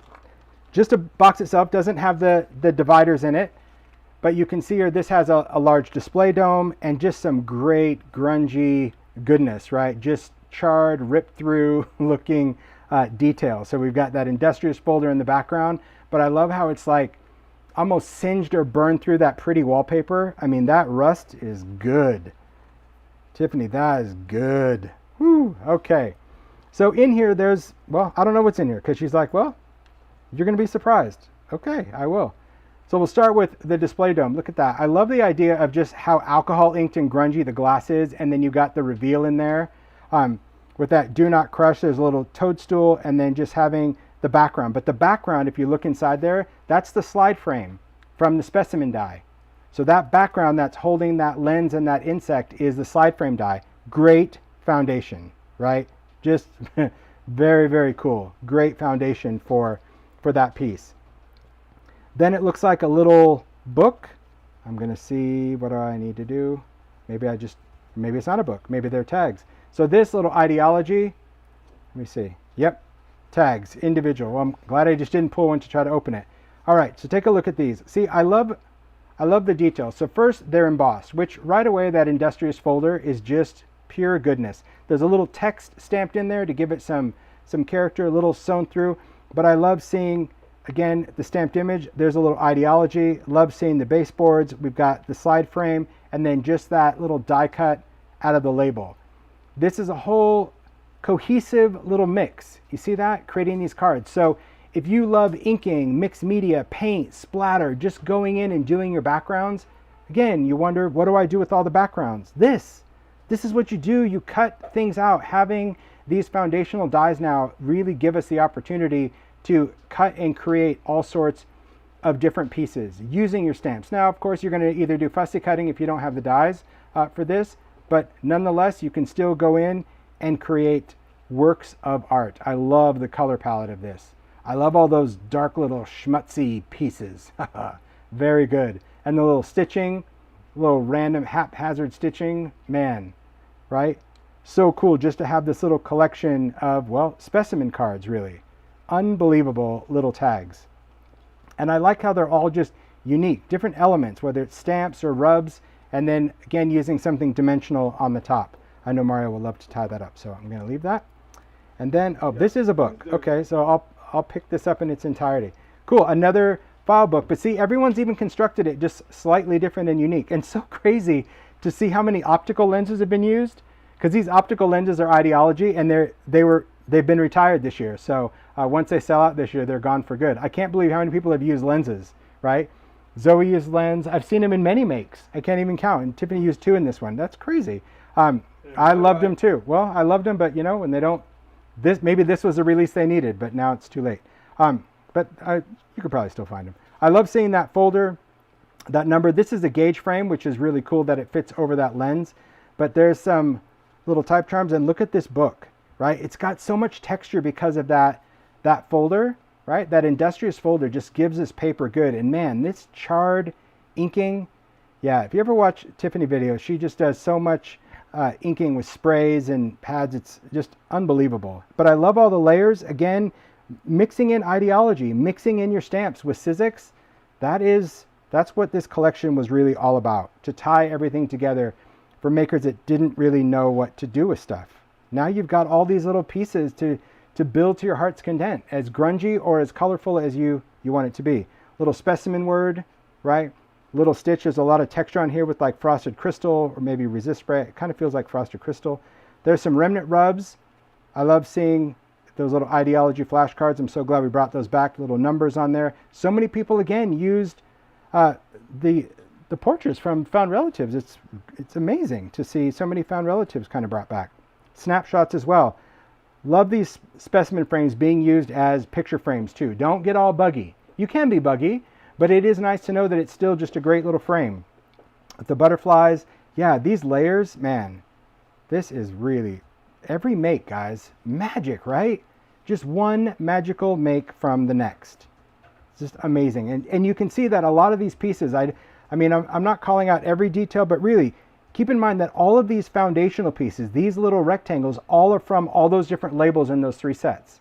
So as I mentioned, you know, they cut out windows. It's about building pieces on top of things, so it gives you just a little bit more depth on your page, some things to layer, right? There's the crackle used over the photo booth. I love just seeing that cracked little archive, and then handle with care. So much detail, but man, also, I've not seen so many people use the negative of a folder, and this one certainly just screams for that. Oh, so good. Wow, right? Great, yeah, great box. Just very cool, very, very cool specimen box. Just done completely her way. Another, just amazing. All right. Next, we'll get into Kath. So Kath did 2 makes. She did a card, and I appreciate that because Kath always likes to throw in extra. So thanks, Kath. Because I love to see the idea for a card, and then we're going to get into the book, which I haven't opened yet, but it seems good. All right, so here we've got a card. I love seeing this number background used as a birthday card because, like I told you, that numbered folder is a really great thing for all different styles. Yes, it could be industrial. Yes, it could be steampunk, but it's just great for birthdays. And I like how she just included that the theory age is just a number. So I love the mix and match of using the folder, the cutout arrows from Postale. She used recorded from Specimen, and then used theory to create just the wording on top of this card, right? Just a great birthday card. Amazing, amazing card. And I love the colors too. See that whole letterpress with just that little bit of grunge, right? When you ink, because this is debossing oxide. So if you do oxide, you're going to get that little chalky, cool vibe in there. So good. Great card. Love it. Then we'll get into the book. So this book, so Kath constructed this. She did say that she created this this binder, and she's going to show on the blog how to create this little concertina binder. And so it's just using panels. I love, again, seeing different dies. We've got our stem dies, some little ideology, right? More stamps, lots of stamps, and ink. And then when we untie this, let's open it up, because I believe all this is going to be attached. Yes. So that's going to be the mechanism that she created to essentially create this mini book using all of the folders, right? The file folder from Specimen. Okay, but we'll take this through. We're going to take it through kind of page by page. So here, a little garden. Love seeing just the cutout of there. And you'll, again, see the papers. So these are going to be like pocket cards from ideology, things that you can use and develop. I love the negative, right? The negative cutout from what was on the cover. Using those pieces in a page, brilliant, brilliant idea. And then you have all these little inclusions. A great gift to somebody that is gardening, right? That they can jot down little notes, or just somebody that loves the outdoors. I love having these removable papers and the clips, right? Again, more flower dies used in there. I love Kath's style because she just used, she just has, I don't know how to describe her style, but she's got the ability to use so many different layers of inks and papers and keep it vintage, but not overly grungy like I would. Like mine would be like drug in the dirt. And she is a machine. She makes like, man, she's like a factory. it's like it's almost like she blogs and then makes, because she's got a blog done before her make is even done drying. It's amazing. But I love seeing that the slide frame. Look at that with a little bit of mica in there, the little florals, just beautiful details, right? Look at the die cut with the butterflies. Again, tiny clips noted. It's very cool, P, to see all of these ideology cards being used with this die set, right? Because these are all pocket cards. They come pre-stamped, pre-printed, already pre-grunge, but it's great to see it included into a book like this. So Kath, this is really, really clever. Just a great idea of showing how you can take things and cut out the negative, add the die, add the little frames, but then also have these papers that either you add stamps to or you just stick them in using your design tape. I love just seeing, again, positive and negative, right? So you stamp, then you die cut, and then you have very cool stamped die cut letters. Positive, negative. So use the negative space, use the positive letters. Same book, just all about repetition or something different, right? You can create something different. I love seeing the rubs, again, the ink, all of these little file pages, and I love these pops of red too, right? Because to me, that makes it super noticeable whenever you have these pops of red. Great idea for the labels, right? Adding those and just having those stamps go down, right off the side. See, little specimen labels also. Just, the details. I can't get over the details. Even things where she mixes up her texture, like worn wallpaper, just using different papers. I guess that's the whole junk journal, right? Just use what you have and use so many different elements, because then each page just adds, because there is a continuity to this, a consistent theme, but a very random, eclectic vibe or appeal to the whole thing, right? Just by using all of those different frames. And then again, see that red, isn't that a great background? I'm totally going to go with that color. And I like how these are like, just see how she used those negatives, just like haphazardly cut through that paper, right? So you have all those words popping through, and then you have the back with those letters. Just brilliant, brilliant book. Wow. Amazing, amazing ideas, right? To just go from, I mean, that's another thing. Just so many different styles that makers have and how they can yet stay authentic to who they are with how they make. This is just brilliant. I love the idea of this, right?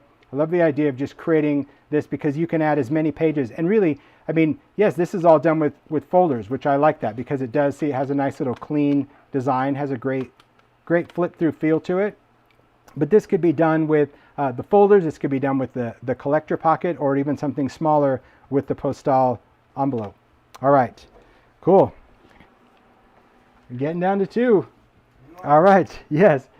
So this next box, again, story. Take a look at this, all right? So this is an ideology vignette box. So Jan created this, and she wanted to create this garden box. So this is 2 ideology vignette boxes, right? So because we did the new square box this year, we already have rectangular lines. So these are the square, 2 large squares that she created this beautiful finish on the outside with embossed cardstock. She used foundry wax. She used all sorts of different colors to create this grungy but very organic looking box, right? So I love the fact that it has this outdoor kind of tool shed vibe using that industrious folder, right? I think it has to just do with the colors and everything. Then did the label die and then cut out theories inside and then recess those pieces. So put them back in. So you cut the label, you cut out the letters, you ink them a different color, and then inlay them back in. So it just has, look at that with the metallic, such a sophistication to this box, right? And then look at the front. I know anyone watching, you're gonna love it.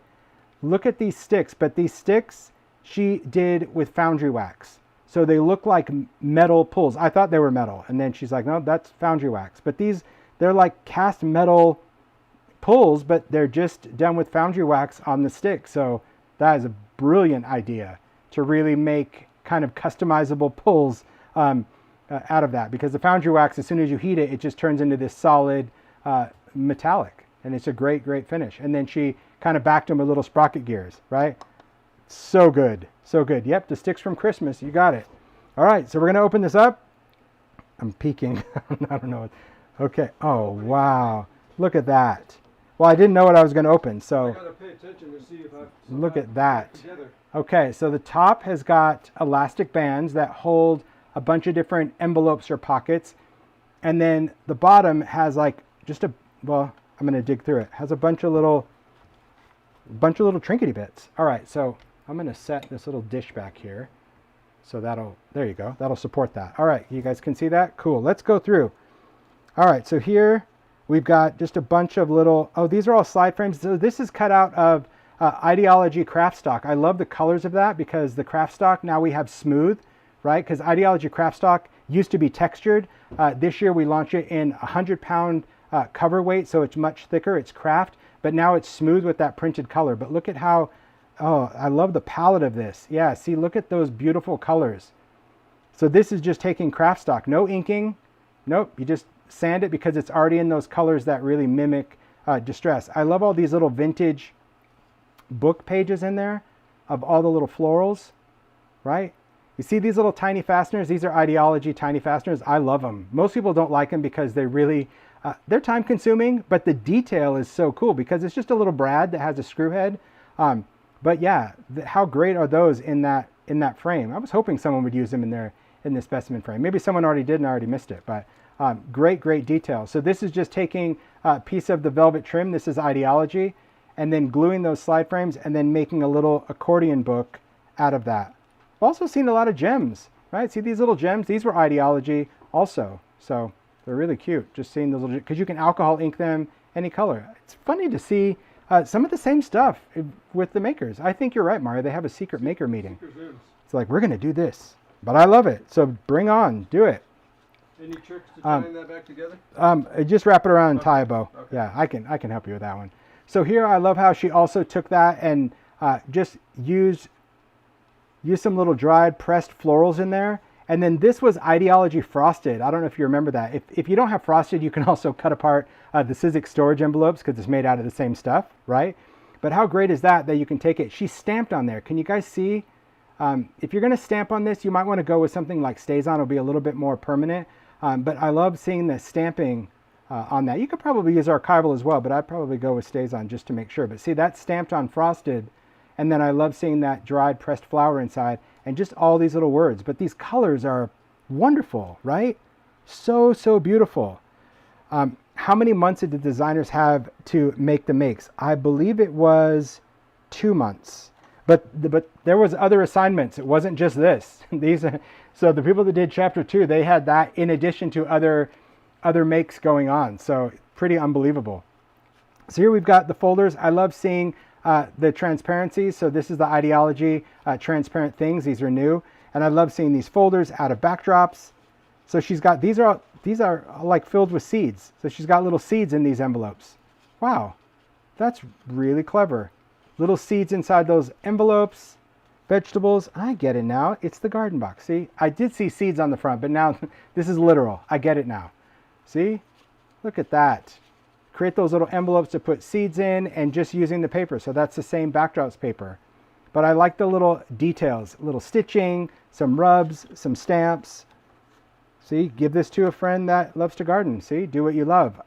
Again, those words just cut out, backed with black cardstock, adding some other papers. You can do engravings, but yeah, that's a really clever way to gift someone seeds or, yeah, that's beautiful. I like to go in the dirt. Not really good at it, but I like it. I like to try every year, but I'm not really good at it. So that's beautiful. Just doing the little seed envelopes in those file folders, a little mini book to go with that, and then the pressed florals in the slide frames. And then you have like this side to the make. So this is just, these are elastic bands, just kind of housing these little pockets. So let me take these out. First, I'm just loving this cluster of tags, right? See the little shakety bits? Because these are all those little tiny jewelry tags that are in the collector die set with numbers that come out of it. There's the prize ribbon again, just used totally different, right? Used with stamps, and then just having these little envelopes. And these envelopes can contain all sorts of different cards. These could be notes. Look at this envelope made out of that numbered folder. Little pointy finger, little inlaid star. I love the color of that too. That inlaid, it's like patinaed because it's inlaid green with copper. And then we have this one with dies and ephemera and paper. So see, just taking those pockets from collector, this is where you can include notes or anything. And look at that paper, that backdrop paper, and then just put this inside. There's so many details between using this. But again, this is taking something ideology, and because there are new dies for chapter 3, incorporating that and giving this a story. And I love seeing that detailed tape, right? But what a beautiful, here, I'll put this in, but we'll make sure that we tie it back up. Let me see if I can get the box to close. Nope, I will, 1 second. Let me lift these up and pay attention, Tim, how it was done. Those lay down, box closes up. Look at that, see? Fabulous, Jan, so good. Woo, all right, the final make. And I saved Susie for final because I never know what I'm gonna get with Susie. It's gonna be a whole wonderland of detail. And so I decided to save that because I'm just going to go through and see what we've got here. Susie does a lot of wonderful junk journals, a lot of different books, all sorts of things. And you've seen, obviously, throughout the makers that everybody does so many unique different types of making styles, right? Whether it's cards or vignettes or books. Susie also has a YouTube channel. She does a lot of go-throughs with this. I know Marlise does as well. So I can't stress enough that you need to check out the makers, because that is how you're going to learn more about what they did. I see it all the time where, people will post in like a group, how did so-and-so do this? I'm like, you should probably check with the so-and-so, because they probably have a little bit more detail on how something was done. And I know the makers, besides they're generous with the time of making, they're also incredibly generous with how much they share on not only social media, but also on YouTube or their blogs or anything. So Susie created this book. Let's take a look. Love the finish of this paper. Love foundry wax. You can just tell because it's got such a wonderful shine to it. That numbered folder, and then this is some of the fabrics, and then we'll start with the front. Again, I read the notes. There's a magnet in here. She's like, this is magnetized, and I'm like, I don't get it. See, look at that. So the side frame, right, that's got the flower and the mica, has a little magnet in here. Okay, hold on. 1 second. All right, look at this. Do you see this? Okay, these are from the Industrious folder. The folder that Jan used on the box, the backward, well, that most people use, that had that texture. Those little rivets, these are punched out or cut out to use like hardware heads. Look at that. Emma's in luck. Look at that, unlimited hardware heads now. That is such a great idea to take those little circles, and now, I don't know if Susie punched them out or cut them out, but look at all those little hardware heads, because I was like, this is not on, and they were flat, but they have foundry wax, so they look like metal. Oh my gosh, okay. So here, little magnet, great little flap, because it is on this envelope. And then we've got this pocket. This is from Collector. We're still on the cover. I haven't even opened it up yet. Oh, look at that. I saw this too. So here she made this little clip. So this is done using, that's a little label, that little stamp, and then you drop it. These are hand cut, of course. Yeah, wow, so good. But see, that's the cool thing, because even if they're slightly wonky, that just adds to how cool that is. But look at this little clip. So this is taking 2 dies, and she's going to share the details and walk through it of how she creates a lot of these little elements. But what a great little addition. Then you open this up, all the stamping, these are all the labels. So again, these are all the label dies because now you can ink them all different colors and layer them up with stamps. And then inside, just a great tag, specimen stamp in the background, a little bit of mica over the top, more stamps. Man, these are just, it's just like craving to be inked and stamped and collaged and layered. But I also love the idea of the magnet because it holds that flap closed. It's a great cover of that book, right? Whew. All right. Oh, see, then we're just going to open it. So I'm just going to kind of give you a tour. Like this right now is the book, okay, just as we go through. But as you can see, each page is just like interaction overload, which is awesome. Okay, so here we've got, see, now I get it. She's just cutting stuff out of those 3D folders, like that 7. That's cut out of the numbered folder. It's just really cool to see not only the numbers, but really, I'm not going to get over those hardware heads. I love that. All the layers are, again, more vintage labels, layer, layer, layer. And then we've got that specimen frame. We've got the folder. We've got, well, Theories font for collector. And then opening that up, look, the paper, the whole specimen butterfly collector. These right here, this background, this is the ideology stencil card, right? A little torn. It already comes with these die cut stencils, and they're meant to ink and tear up. So the stencil cards for ideology are not meant to really be used as stencils. They're a old school kind of paper school stencil with all the writing on it, but they're designed to be inked and torn up so you get these great stencil fragments because they're made out of like a thick craft stock, but already die cut. That's really cool. Love the little bits of tape, that little torn label with the number 7 die cut through it. That's why we have so many different die cut numbers. And then these little frames, so these are just stitched on, right? So here you have these little pages, and again, they're those little paper hardware heads, but it's all about that reveal, right? The reveal that you can go through and see the snapshot. You've got the little house. These are the ideology snapshots of just random things, people, houses, cars, but snapshots are cool. It doesn't matter if they're yours or not. It's great that you can just add them.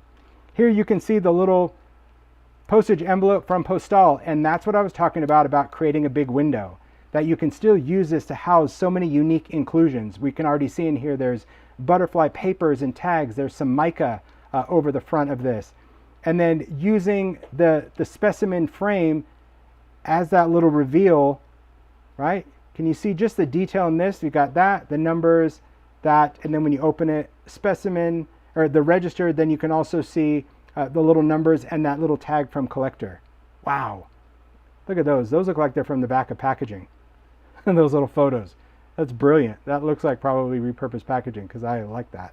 And then if you open this, I'm not going to untie it, but I know that if we open this, it should reveal what's in there, right? So just this, like these two are just floating before you even get to this page. And then this page, I mean, how beautiful. We've got the mini paper dolls. We've got that little envelope just cut out of, you can do parchment, you can do all sorts of thin papers, but having that envelope, I love the pressed flower in the mica layering over the snapshot, right? And then we've got another one of those ink labels, and there you go. See, now these are all hex. Now she's getting fancy. She's like, oh, I'm going to do like a little hexagon shape. That's cool, right? Wow. Then we've got the next page. We've got another specimen label. You can see those hardware. And then this, I think, oh yeah, I think I can take this out. I'm going to. It's got a cool fabric tag. Look at that rusty pin, right? And then you've got just a, oh, it's a fabric pocket. I get it. She cut this fabric out of, from collector, because that's a little coin envelope die, but she made it just a sleeve. That's beautiful. Look at that. There's a card, that little clip, again, just using that die. That's really clever to make all the, because it looks like a little gear with the arrow. And then I love just the fragments of using photo booth. And there's a star, because we need a star, we need a prize ribbon, we need those random bits in all of those, because those are the decorative elements to me that have some sort of random continuity in here. Then the next page, again, just kind of these suspended pieces. So this one you'll see is the envelope from collector. I love the embossed reveal in here. See, that's the silhouette bird that just reveals that 3D folder. Some more sticks, and look at just that little tag with foundry wax. So a lot of these elements that look metallic, including the hardware heads, including these little tags or the front, this is foundry wax. This is where foundry wax just really makes things look like they're made of metal. Not sure if I'm supposed to open this, but I'm going We're to. about to find out. But I'm gonna. Maybe there's something in there, maybe not. But see, I was wondering what this pin was. This pin looks like a little. Oh, wow. I'm glad I did. Look at that. A little loop pin that just kind of, see, just gives that little pull. There's a card with embossing glaze, and then inside there is a slide frame, right, from Specimen, little filed, just that little pressed. It's like under collage paper. There's a ticket, so that's from Collector and stamped. And then we've got the arrow from Postale. So just right there, you know, Postale, Collector, Specimen on one card. But what a great idea just to leave that little, see that little string and that little dangly pin. See, that's what piqued my curiosity, actually. I'm like, what is that loop pin for, right? And then just having this little way to close it up and using, again, ideology. Man, magic. All right. So here, more pressed flowers. Just, I think people are going to be pressing flowers like crazy now, Mario. I know I want to. We don't have any flowers, but it's like they're so beautiful, right?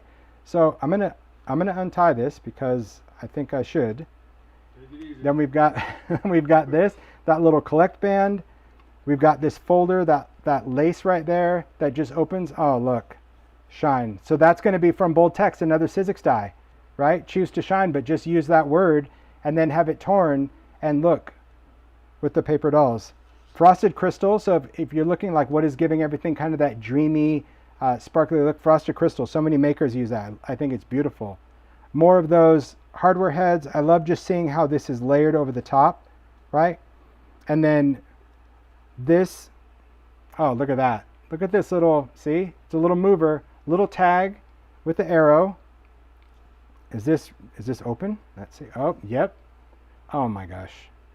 Oh my gosh. Okay, so look at this page. First of all, there's 1, 2, 3, 4, 5. Yep, I just wanted to make sure. I didn't know if they were open or connected. So it's like 5 of those specimen frames put onto a page. I'll hold that down so you can see. 1, 2, 3, 4, 5. And that's what was kind of covering. So that's going to be the flap of the envelope, right, that's tucked in here. And this is the envelope from Postale. And then inside is, well, there's a little string, so I'm going to pull it. Come on. Look at that. Little crackle.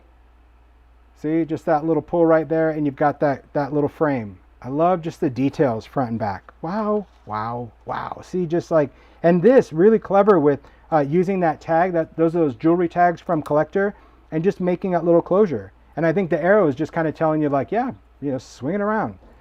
But I think, yeah, it's got hardware. So it's got like an eyelet or a brad, but that's just covering it up with paper to give it that continuity of using those kind of paper hardware heads just cut out, right? Then we've got another big window cut out. So a different kind of window, that label cornered window. So you can mix and match those windows.